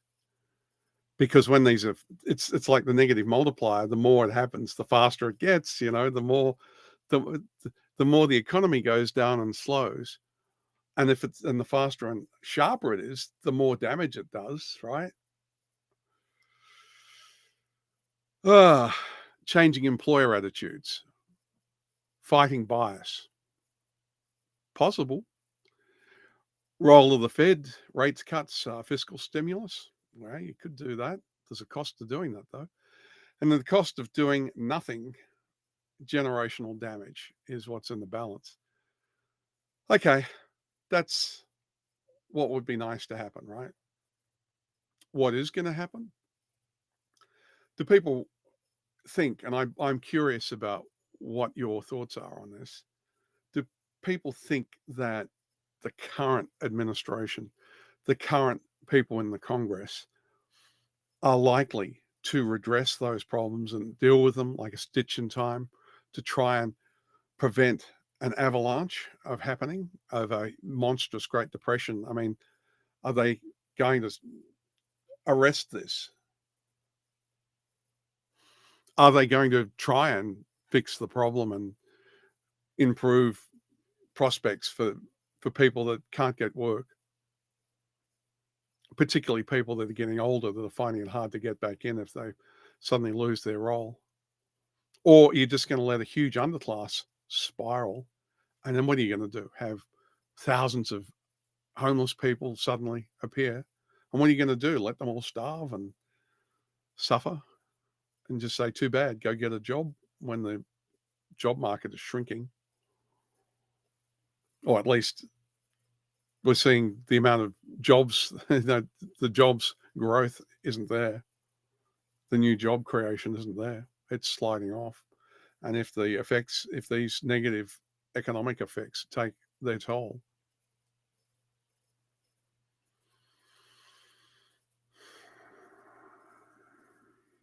I mean, join the dots. And so the next part of this is the story I was going to run about, and I reported this on the 8th September, when the Supreme Court essentially ruled Kavanaugh's ruling. Have a look at that. What you had was Judge Frimpong, California judge, federal court, responded to a case and then put a stay on. I think it's actually called a restraining order or temporary restraining order, but it prevented ICE from raiding in Los Angeles. And just so, let me give a picture of what this is and why this has got multiple terrible, catastrophic potential outcomes flowing from this on multiple levels. So this is not trivial. And this ties into what we're talking about. I'm trying to shine a light on some really major, looming, incredibly destructive outcomes that look like they're on the way. ICE was raiding, and what they were doing was really overstepping the Fourth Amendment. Probable cause means that you've got to have a reason to go and grab somebody. And because they're civil, they are not an enforcement arm. They are not law enforcement about criminal. They're not a criminal arm. They're a civil arm. So they're not supposed to have the powers to go and detain a citizen. They are expressly, chapter and verse in the rules, totally not supposed to do that. And anytime they do, they're supposed to be open to being sued. And there are potentially even criminal charges. It's like if a police officer oversteps and doesn't follow probable cause and does things that are against their protocols, they can be in real trouble, right? They can be fired, for instance. People can get huge lawsuits. You've seen these on videos, right? Where you get, it's like, know your rights. And if they do this, then look at this case. This person was able to sue the police officer because they overstepped their probable cause. They had to have a reason to stop them. They had to have a reason to want to search the car, and they have to get consent to search, right? Because the Fourth Amendment's about reasonable search and seizure and things like that. And there are rules that govern this. Now, this is going to there are several catastrophic things that come out of this, so bear with me on this.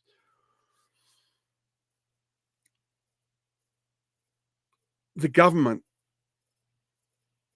appealed this case, which stopped ICE from basically breaking the Fourth Amendment, basically superseding probable cause, and they were trying to use reasonable suspicion. It's a very low bar.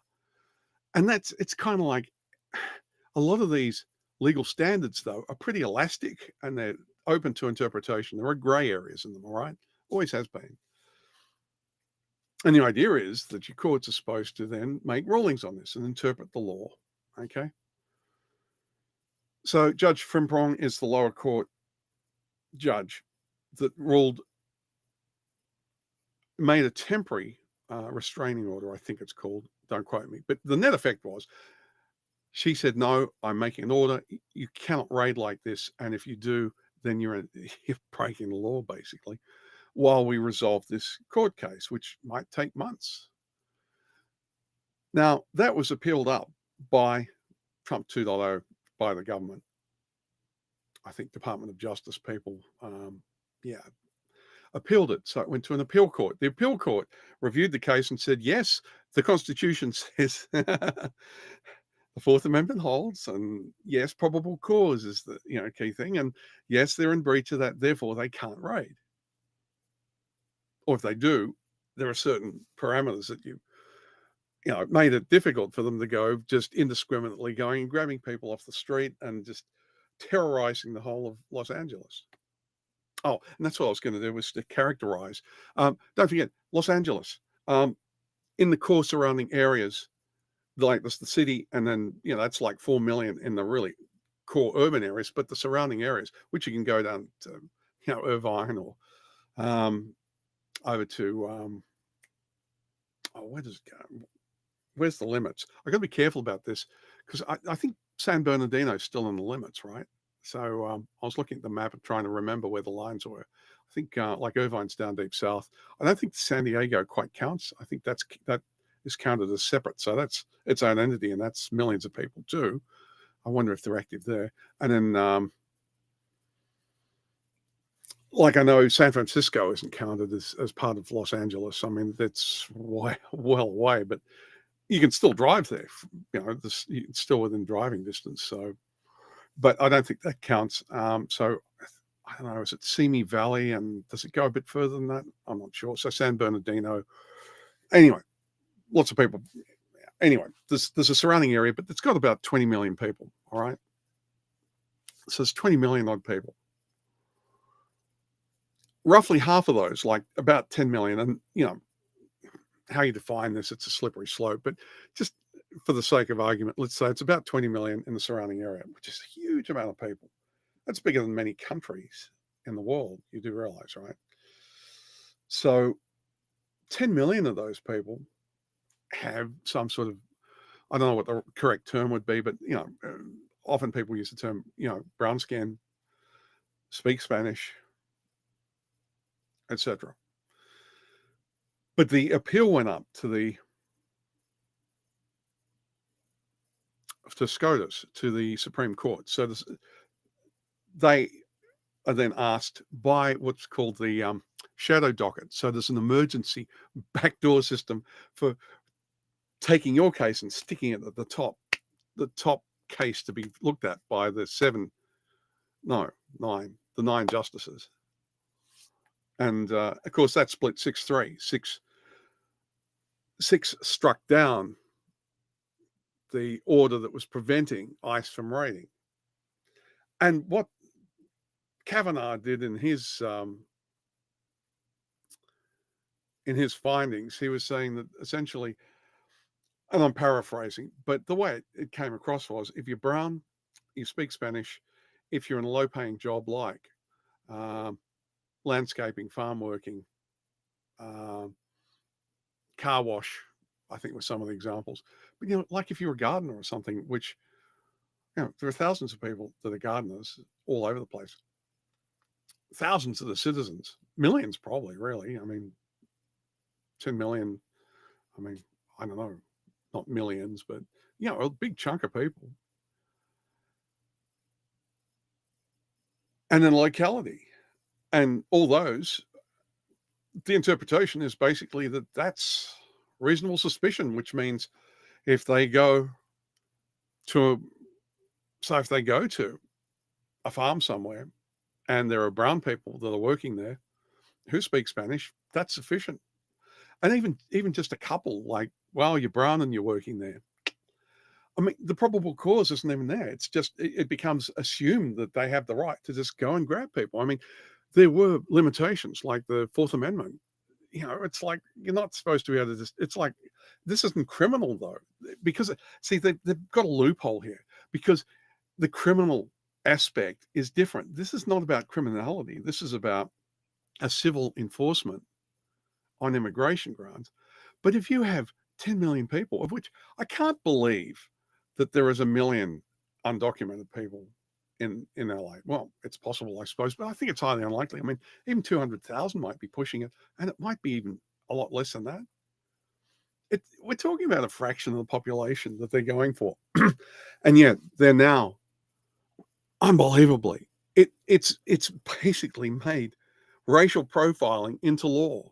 So if you're brown, basically ICE can grab you right off the street. You're walking a dog.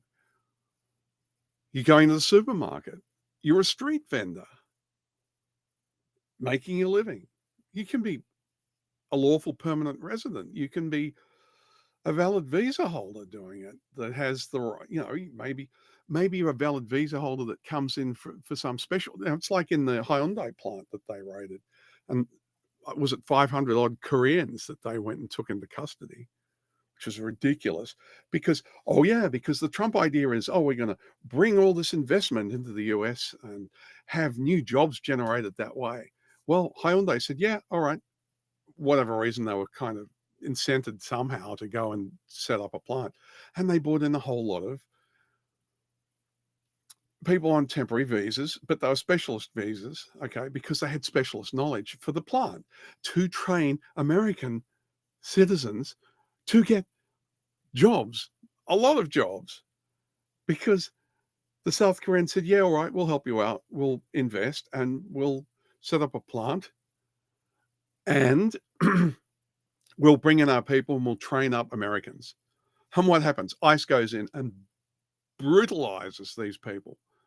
South Korean nationals who were in on valid visas, who were specialists, but they put them in chains around their wrists, around their waist, around their ankles, treated them like criminals, brutalized them and roughed them up, dragged them off to their gulags to be processed.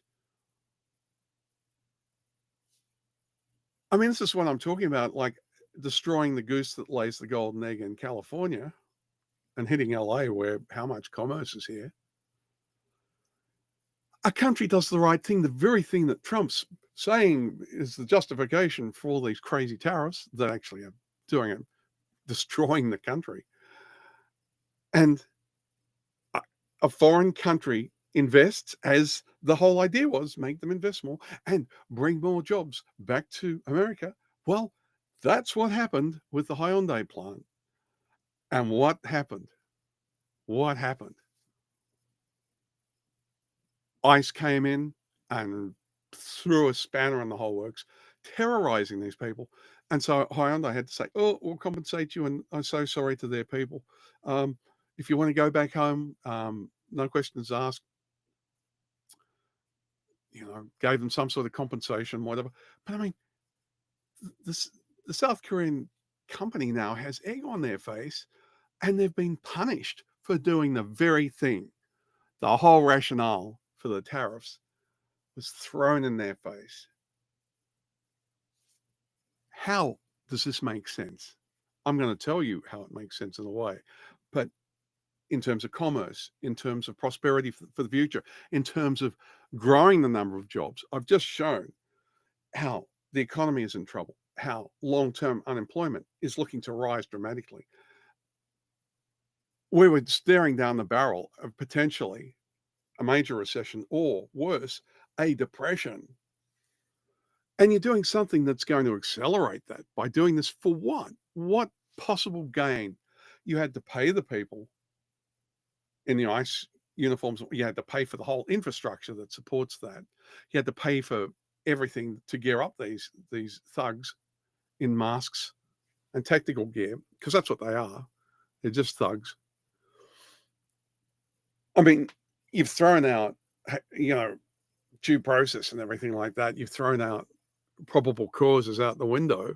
You basically now have carte blanche to go, so who's next? If you've got brown people are targeted now, are we with the Hyundai plant? Does that mean anybody that looks Asian? Same thing. Oh, you look brown. We're going to grab you. Even if you're a citizen, and if you're a citizen, tough luck. We might just lose you in the system. I mean, how many citizens have been dragged off to these hellholes in Louisiana and in the outskirts of all over the place, like Geo Group and LaSalle and all those groups, for-profit prisons, basically. They're not detention centers. They're even the worst murderer in the United States gets treated better than ordinary people who are not criminals. All right? That's what the reality is. Fed rubbish, chained up, transported to areas so that you can't get basically denied legal representation. And there's no oversight. There's no transparency into this. And the so-called lists that are supposed to track everybody, there are so many cases out there, people that are just posting videos saying that they've lost people that they can't track. Loved ones, family members, friends, And if you didn't have any friends and nobody was tracking you, suddenly nobody's tracking you and you're not in the system. And suddenly you end up in this nightmare. Like they were saying, alligator Alcatraz for some and things like that. These places are a nightmare. Denied water, denied food, given moldy, disgusting food or with rat droppings in it or cockroaches. Go read the stuff. It's terrible. People being made to wear other people's underwear that is soiled underwear that isn't washed. You process through this thing, stripped off of your clothes, and then you're given stinky, disgusting jumpsuits that probably don't fit you. You're chained up and you're given soiled underwear from somebody else. Possible problems with COVID-19 on the rise again. Or no, whatever the current COVID is, which is a different animal.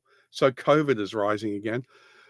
Imagine that you're somebody with diabetes, or imagine that you're somebody with health complications like you've got sleep apnea or something. Imagine that you've got cancer or something like that.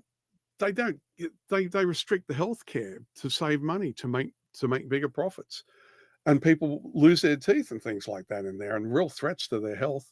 I mean, people that come out of these hellholes are not the same people. They're often permanently injured and damaged who come out the other end, if they come out the other end. And throw on top of that, tuberculosis. We're hearing reports of, they're so overcrowded, it's just not funny. Stephen Miller's calling for 3,000 people a day across the board.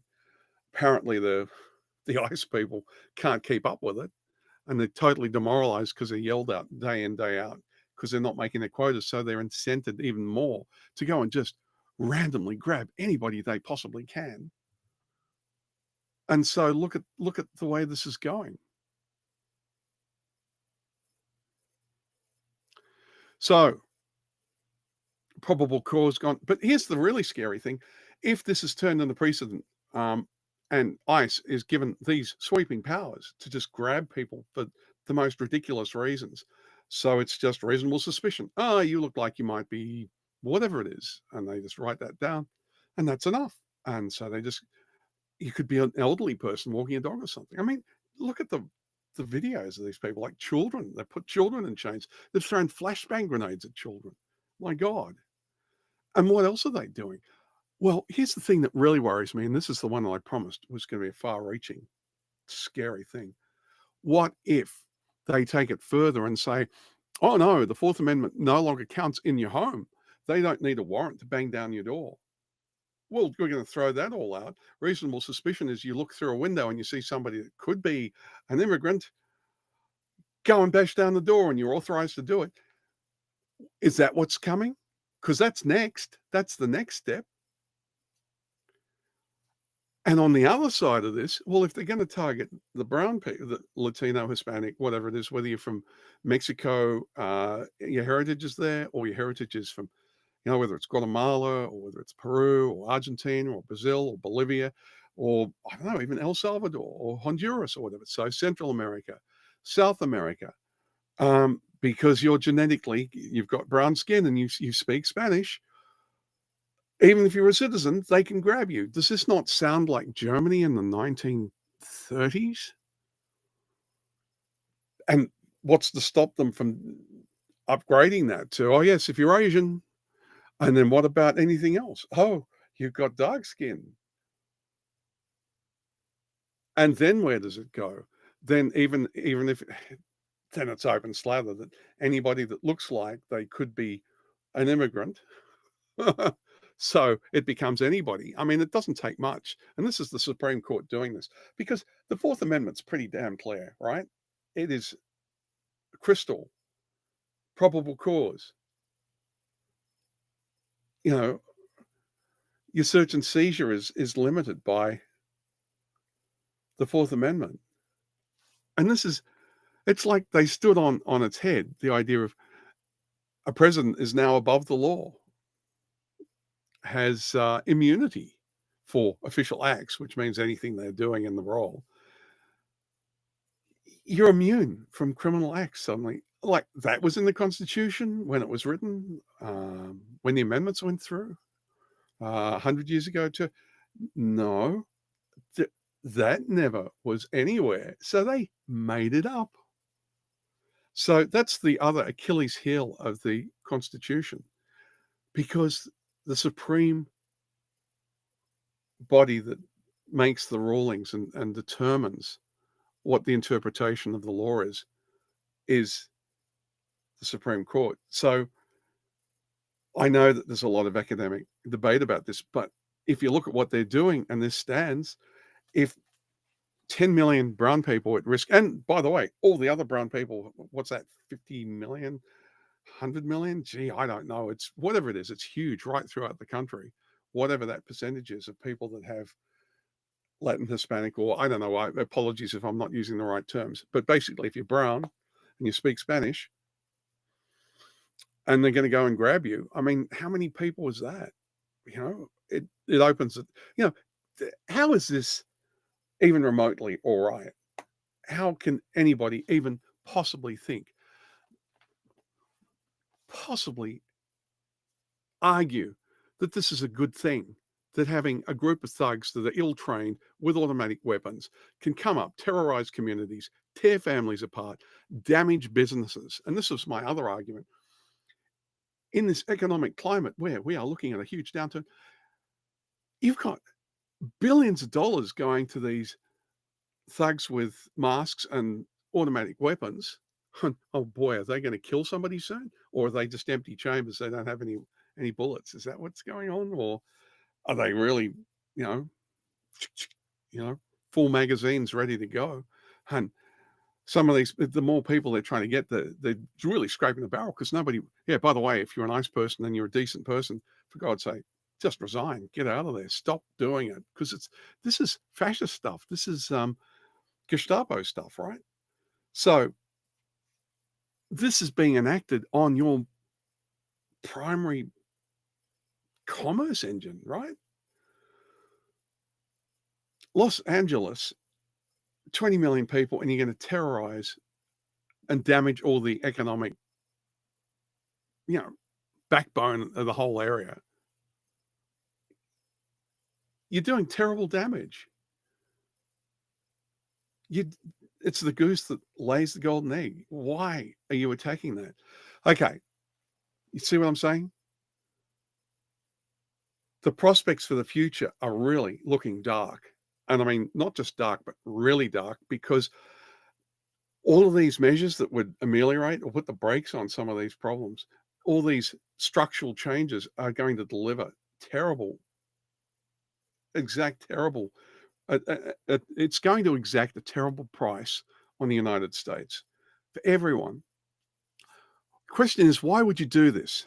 Some I've seen argue, and they say, well, perhaps it's just incompetence, that Trump isn't the most intellectual person, and it's one of his bugbears, and he just thinks this is a good idea, and he's too stupid to know. Some people have said, some people said, or he's just incompetent, or that the people around him are not the brightest. Well, Signalgate and a few other things that have gone on, and some of the crazy arguments and things. Yes, there's definitely substandard thinking, and definitely not good administrative performance if you're dealing with a vibrant democracy, right? If you're dealing with the idea of real prosperity and trying to build the country and make it better, that's what they say. Make America great again, right? And they're trying to hark back to the huge boom period from the Marshall Plan onwards, when at the end of World War II, and the huge growth that was around, and the huge prosperity, not though for people of color, like African Americans were redlined out. So and males, because women had to get permission to get a bank account from their father or their husband or their brother or something like that. Different times. But it was prosperity. I mean, it was a huge boom, and many people were able to, even for modest jobs, were able to put a roof over their heads and retire owning their own home and retire comfortably. Fast forward to now, the opposite's happening, right? And they're trying to say, they're trying to, and don't forget, the policies that delivered that went from the New Deal onwards and were policies that weren't of the right. They were of the center and of the, some of the more progressive elements, built the infrastructure and the protections and, the prosperity came for everybody in that period, but it wasn't the Republicans, and certainly not the policies that they're using now are the exact opposite to what brought that prosperity. So you got to think, why would you damage your world trade? Why would you blow up your relationships with NATO? Because the only reason that the military is able to was able to be, develop superior technologies was you had the pool of Europe and, Australia and Asia and all sorts of things like Japan and Korea. All these different countries pulled the money, really, even though the US ran it all. But they were able to get great weaponry that was ahead of those that weren't in the group. And the money funded the huge technology advantage for decades. Well, that's all been smashed.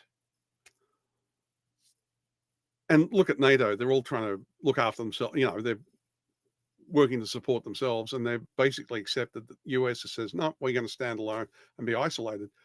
That edge militarily is going to slide off now, because the money that would come in as it did, but there's still old systems that will keep running for a little while, but the fundamental structures that supported that are gone. They've blown them up, and it's going to be extremely hard to ever rebuild that. So all these things are happening at once. Why would you destroy those relationships? Why would you align with Russia against Europe? Why would you set up a situation where the Chinese and Europeans are then talking together and finding that there are natural fits for their economies? Each has things the other one wants. That formerly the US was in the equation, and the US is being cut out. Why? Because the US said, no, stuff you. Is the way they see it. Do you see how this works? So the foreign policy has actively isolated the US. Why would you do that? The economy's had a sledgehammer taken to it. Why would you do that? The tariffs are making it harder for the working class and for the middle class, and it's raising lots of money to allocate to who? Oh, and you're going to cut down, DOGE is going to go in and eviscerate how many departments and agencies, and it's going to pull the data, and it's going to fire indiscriminately thousands and thousands and thousands of people, putting more stress and disabling some of these departments and agencies from doing what they're supposed to do. And think about some of the right-wing people and what they've some of them, like, think about your Curtis Yarvins and your Dark Enlightenments and things like that. They've always said, democracy, it's terrible, it's passé, it doesn't work, look, it's a disaster, look at how bad it is.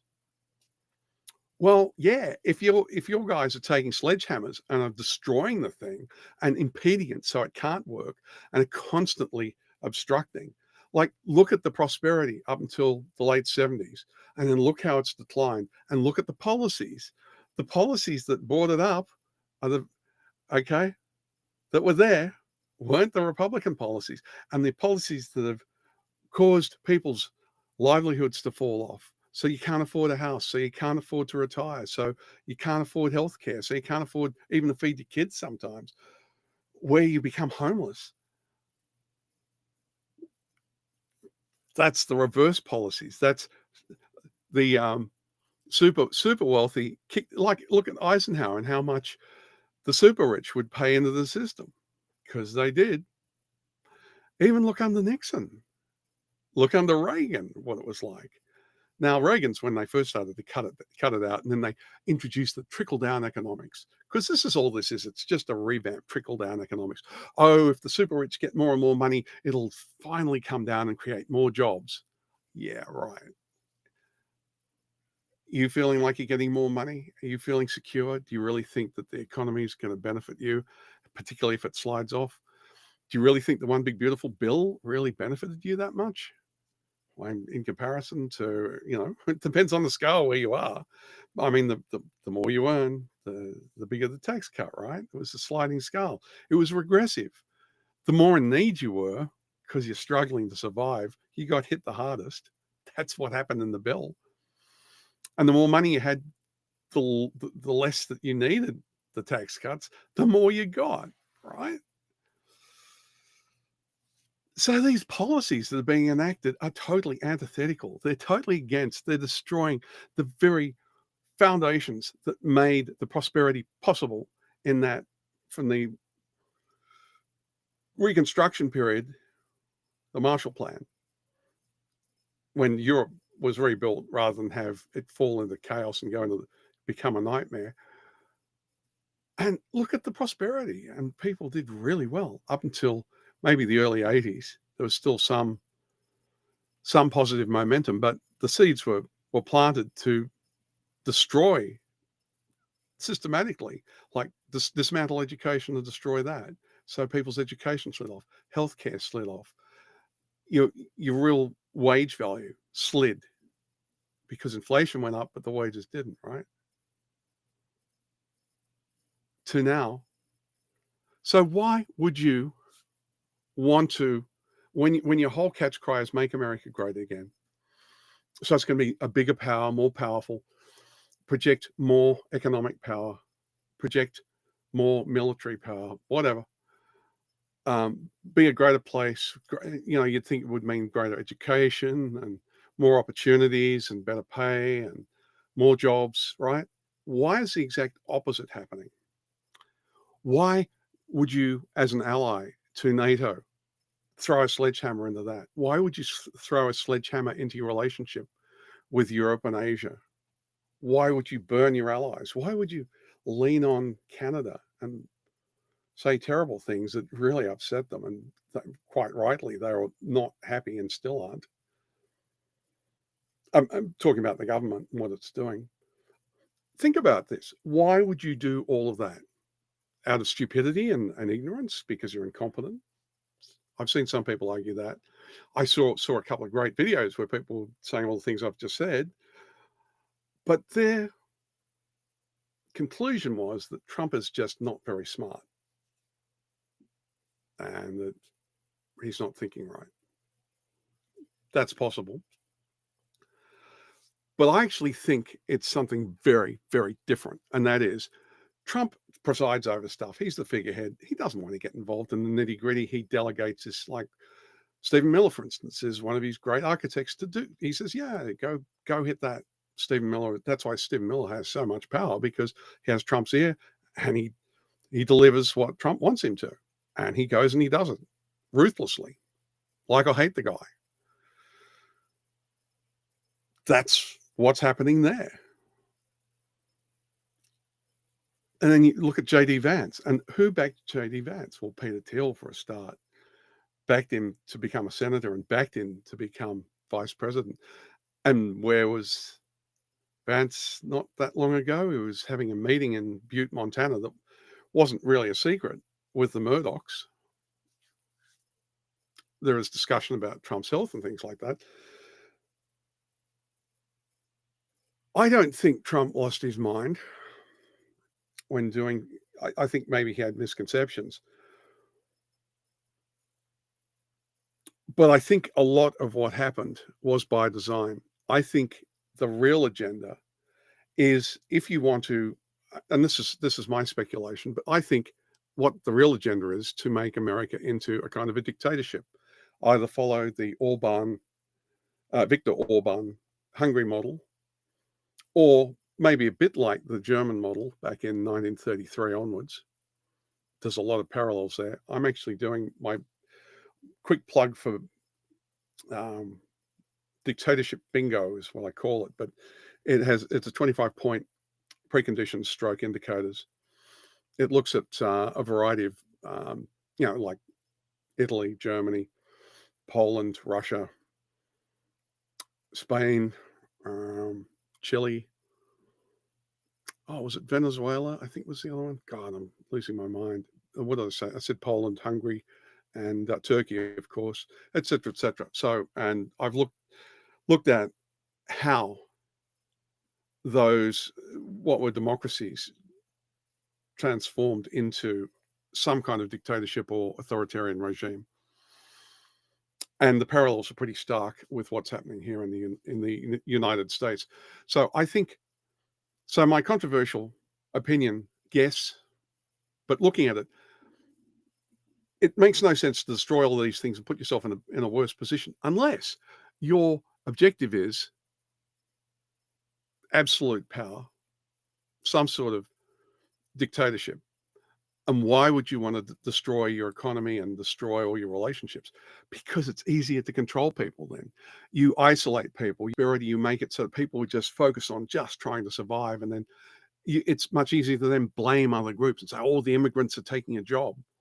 When the real thing is that they've dismantled and destroyed all of the mechanisms that were going to deliver prosperity. You see, I think MAGA, I think MAGA is actually, it's a funny thing. There's the MAGA mindset, but I actually think the bulk of the MAGA people just, it's like a cult. They believe this stuff and they're locked and focused and have all these things they've been told and they have their frames of reference and that's it. Even if you show something in reality, the chapter and verse is quite clearly something totally different to what they've been told, they will still, in spite of that, they will twist it to make it fit their narrative.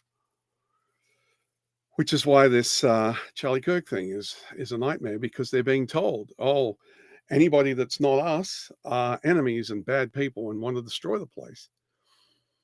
Irony being that I actually think that the leadership that run the show, that Fox News just spews out, whatever it is, whatever nonsense it is, it's like propaganda that just rolls out. I think they're actively, I think we're in the, not quite the closing stages, but getting near to.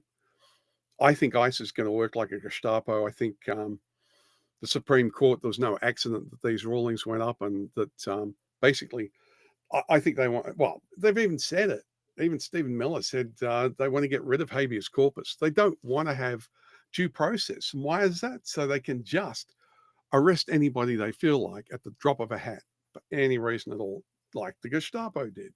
Oh, you're not supporting the leadership, therefore you're a bad person. And people disappeared. That's literally what happened. People disappeared. Well, that's kind of happening right now. They're being a bit more cautious because the structures are a lot more robust in the US. But I think they're actively trying to I think they're trying to engineer a depression. I think that's what they're doing. I think it's not a mistake. I mean, taking a sledgehammer to your world trade so comprehensively damaging everything that was helping to make America great, they've systematically destroyed it and they're still doing it.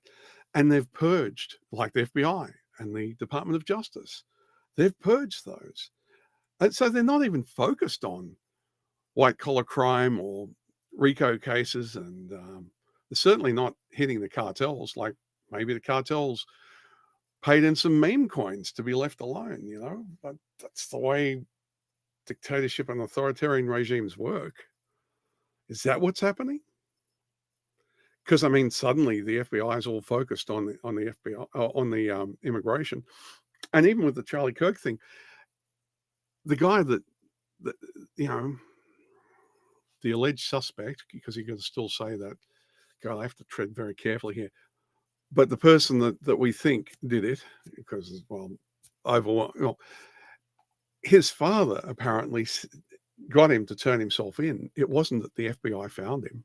It wasn't that the state troopers or it wasn't through investigation that they caught the suspected shooter, right? Why is that? I mean, Patel even said, "Oh, we've got him," and then, "Oh no, we haven't." I mean, you've got a commentator running the FBI. Does he have a law degree? I believe so. And was he a prosecutor at one point? Yeah, I believe so. So he's got some knowledge of the law, but investigations and running the FBI and having full knowledge and having people that were reliable that knew how things worked. Well, if you're going to purge all of your upper echelons, your key people that had all the knowledge and experience, like decades of experience, and you purge all of that, is it any wonder that their effectiveness at actually doing what the FBI used to do came under their performance is definitely changed, and their focus is now immigration for some reason.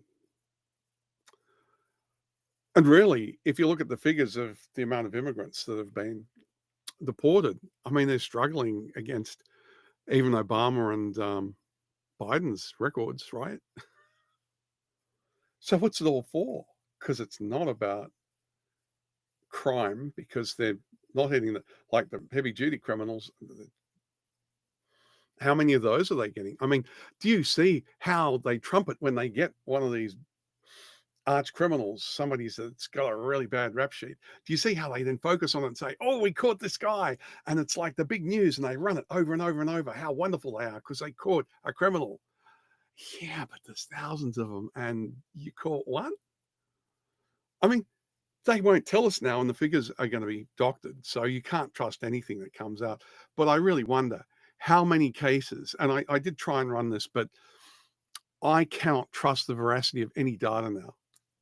You can't trust it because the people that, the obfuscation is in, the fix is in, the stories are in, the propaganda's in. But here's what I think's happening. I think most of the big time criminals are having a field day. I think it's open slather. And I think some of them might even kick money into those meme coins, just to say, hey, leave us alone. Here's your share. I don't know whether that's true or not, but where did the 25 billion come from that Trump now has in one of his meme coins? Where'd that come from? I don't know. Does anybody know? Will anybody know? Nobody's going to investigate those sorts of things. There's no, Supreme Court, Congress, both Senate and House of Reps, Department of Justice, FBI, the presidency. They own the lot.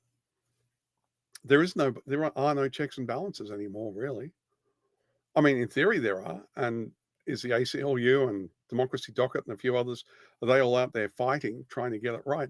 But, if the Supreme Court, gets us back to that Supreme Court ruling, well, if they can totally trash the Fourth Amendment just in a temporary order by making a rule that basically opens the door to open season for ICE to go and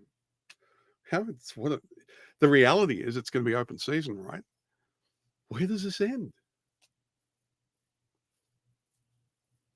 Economy, government structures, employment, long-term unemployed.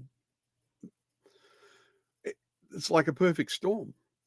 And then we have the Charlie Kirk scenario. And like I said before, I was upset when I saw it. I did feel for the guy in that it's a human being that died. It's just the way I'm wired. I think all life is precious. And did I think of his wife and his kids? Absolutely. It was upsetting. Sorry for that to the hard left. I know he had some horrendous, terrible policies, which I talked about earlier.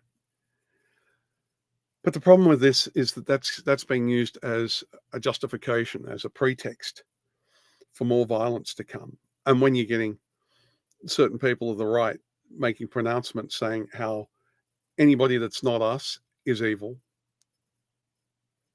well, that just means everybody that's not MAGA could be anything. They could be old guard conservatives. They could be far left, but they could just be Joe and Jill Average who just aren't tuned into the thing, but just doing their thing. To say that all of the population that aren't totally MAGA and agree with everything that MAGA, either you're us or you're the enemy. It's the us and them. This is classic dictatorship stuff. It's so dangerous. And here's the problem. If you come out and say things too much against Charlie Kirk, you run the risk of some of these extreme right people that now feel empowered to, you know, deliver their kind of violence. That's what worries me in a way. And the other dimension is, where's your humanity, though? if you have to totally say, no, he was a bad guy and he deserved it or something. I find that hard to countenance. Do I think he did terrible things? Yeah, he did. Like, the policies he was talking about, like taking the food out of children's mouths, he was saying, yeah, go get a job and bad luck. I mean, he was totally on board with the One Big Beautiful Bill, etc., and what it did. He's totally on board with making sure that the elites won out of it. I mean, he was totally on board. I mean, he was a Trump ally, and was very good at telling his message and couching hardline right-wing speech and ideas. Saying you can't have empathy. I know empathy's bad and compassion's bad and that kind of thing. Where does that fit into this? Well, if there's a downturn coming, if the whole machinery of government is being savaged, if we're going to see an upswing of long-term unemployed people, we're going to see markets shrink, we're going to see prices rise dramatically, pricing out new people coming in, and many of the working class are never going to be able to afford a home, and they're already oh boy, here we go.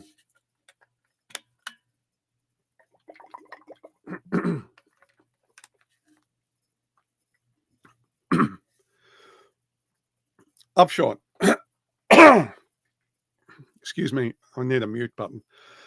Man, this throat thing will not let me go.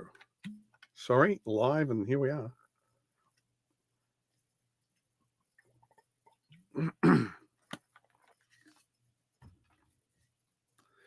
Upshot. Really worried about ICE having carte blanche. If you're brown, speak Spanish,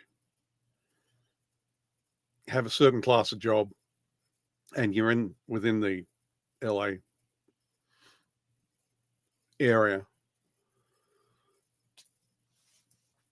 the Supreme Court's basically struck down your Fourth Amendment rights, maybe even your Fifth to an extent, and others. I think, wasn't it the 14th? Also First Amendment rights. I mean, because that's the other thing. I mean, they've been grabbing protesters that are citizens who weren't obstructing but were filming. They've grabbed some. I mean, there are there's videos I've watched of that happening. And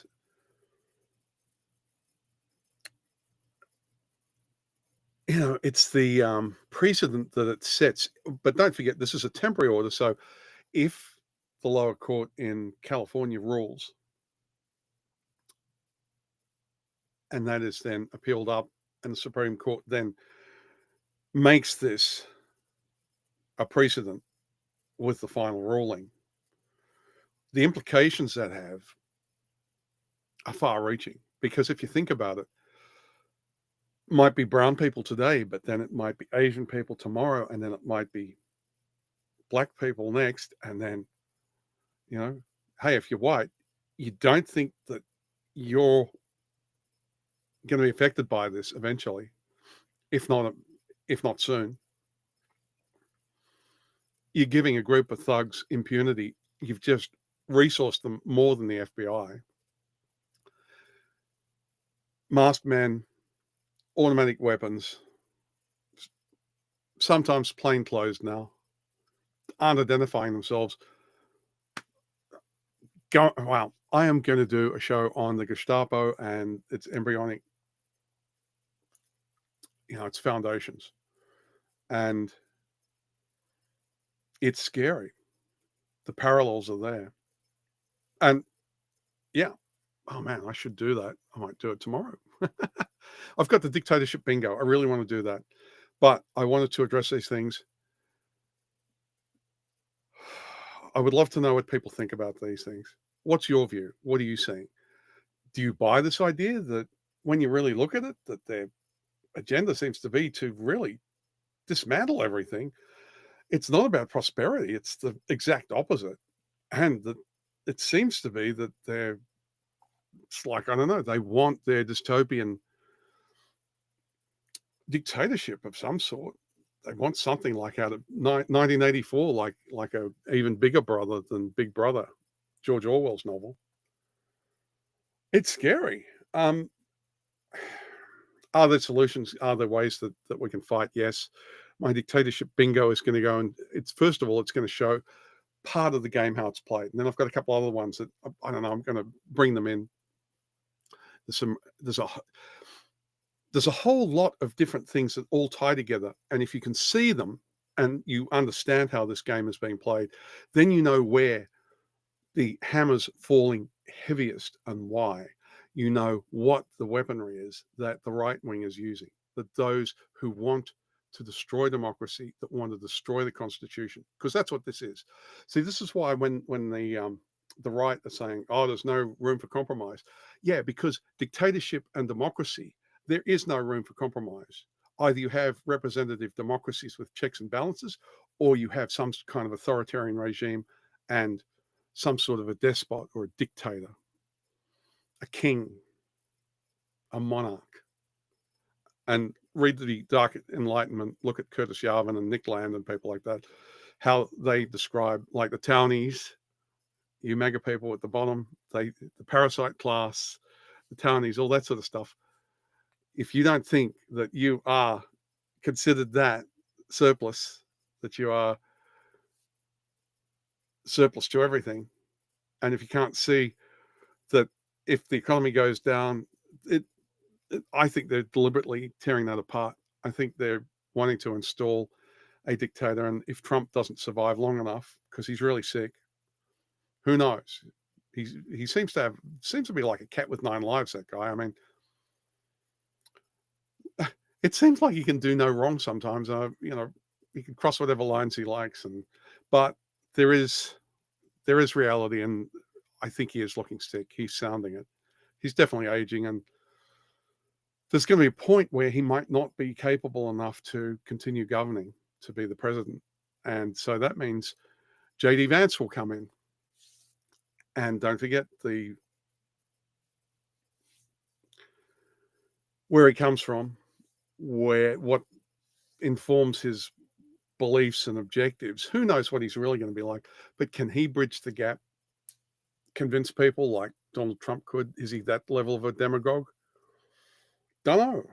He might not. But if he becomes the monarch, the dictator, which is one possible path, if that's what happens, and you MAGArites, the working class MAGArites and those in the lower middle class and things like that, small shop owners and things like that, if you think that they're going to have, that they're not, the best interests for them are going to be the oligarchs and the billionaires, that's who's going to rule. The idea of techno-feudalism is that you have some very, very powerful people and the rest are basically serfs, or other terms, some might call it, and even I think Curtis Yarvin actually talked about slaves at one point, saying that, I think, didn't he say that I was trying to get a quote and verify this, so I'm not entirely certain that this is right, but I think he said something along these lines, that some people actually could benefit and would enjoy being slaves, that it makes their life easier or something. I don't know. Maybe I'm getting it wrong. Maybe I'm misremembering. Don't quote me on this. But you know what I mean? If that's true, make America great again might be, the reality of that might be very different to what some people thought it was, which is like something out of the 50s and the 60s, where there was prosperity and you could retire comfortably and own your own home. These policies are not delivering that. They're doing quite the opposite. Point one. Point two, if it does become a dictatorship, if you think that if you don't size up with whatever their criteria is of usefulness, you don't think that they're going to treat you like everybody else. You're not special in their eyes. You do get that, right? I mean, just look at the double down, look at the desire to dominate, look at the desire to rule at any cost. Do you really think that they're going to have your interests at heart when it comes to it? If they have absolute power, think of this, and this is my parting note. Imagine that scenario plays out. In theory, the dictator then owns everything and can take anything they want, in which case you become the property of J.D. Vance if that scenario plays out. I'll leave you with that thought. Anyway, I will aim to be on 5 p.m. Pacific time tomorrow, and more interesting ideas to follow. Please like, subscribe, and yeah, tell me what you think. I'd be really interested to know. With that, thanks for watching. Catch you in the next video.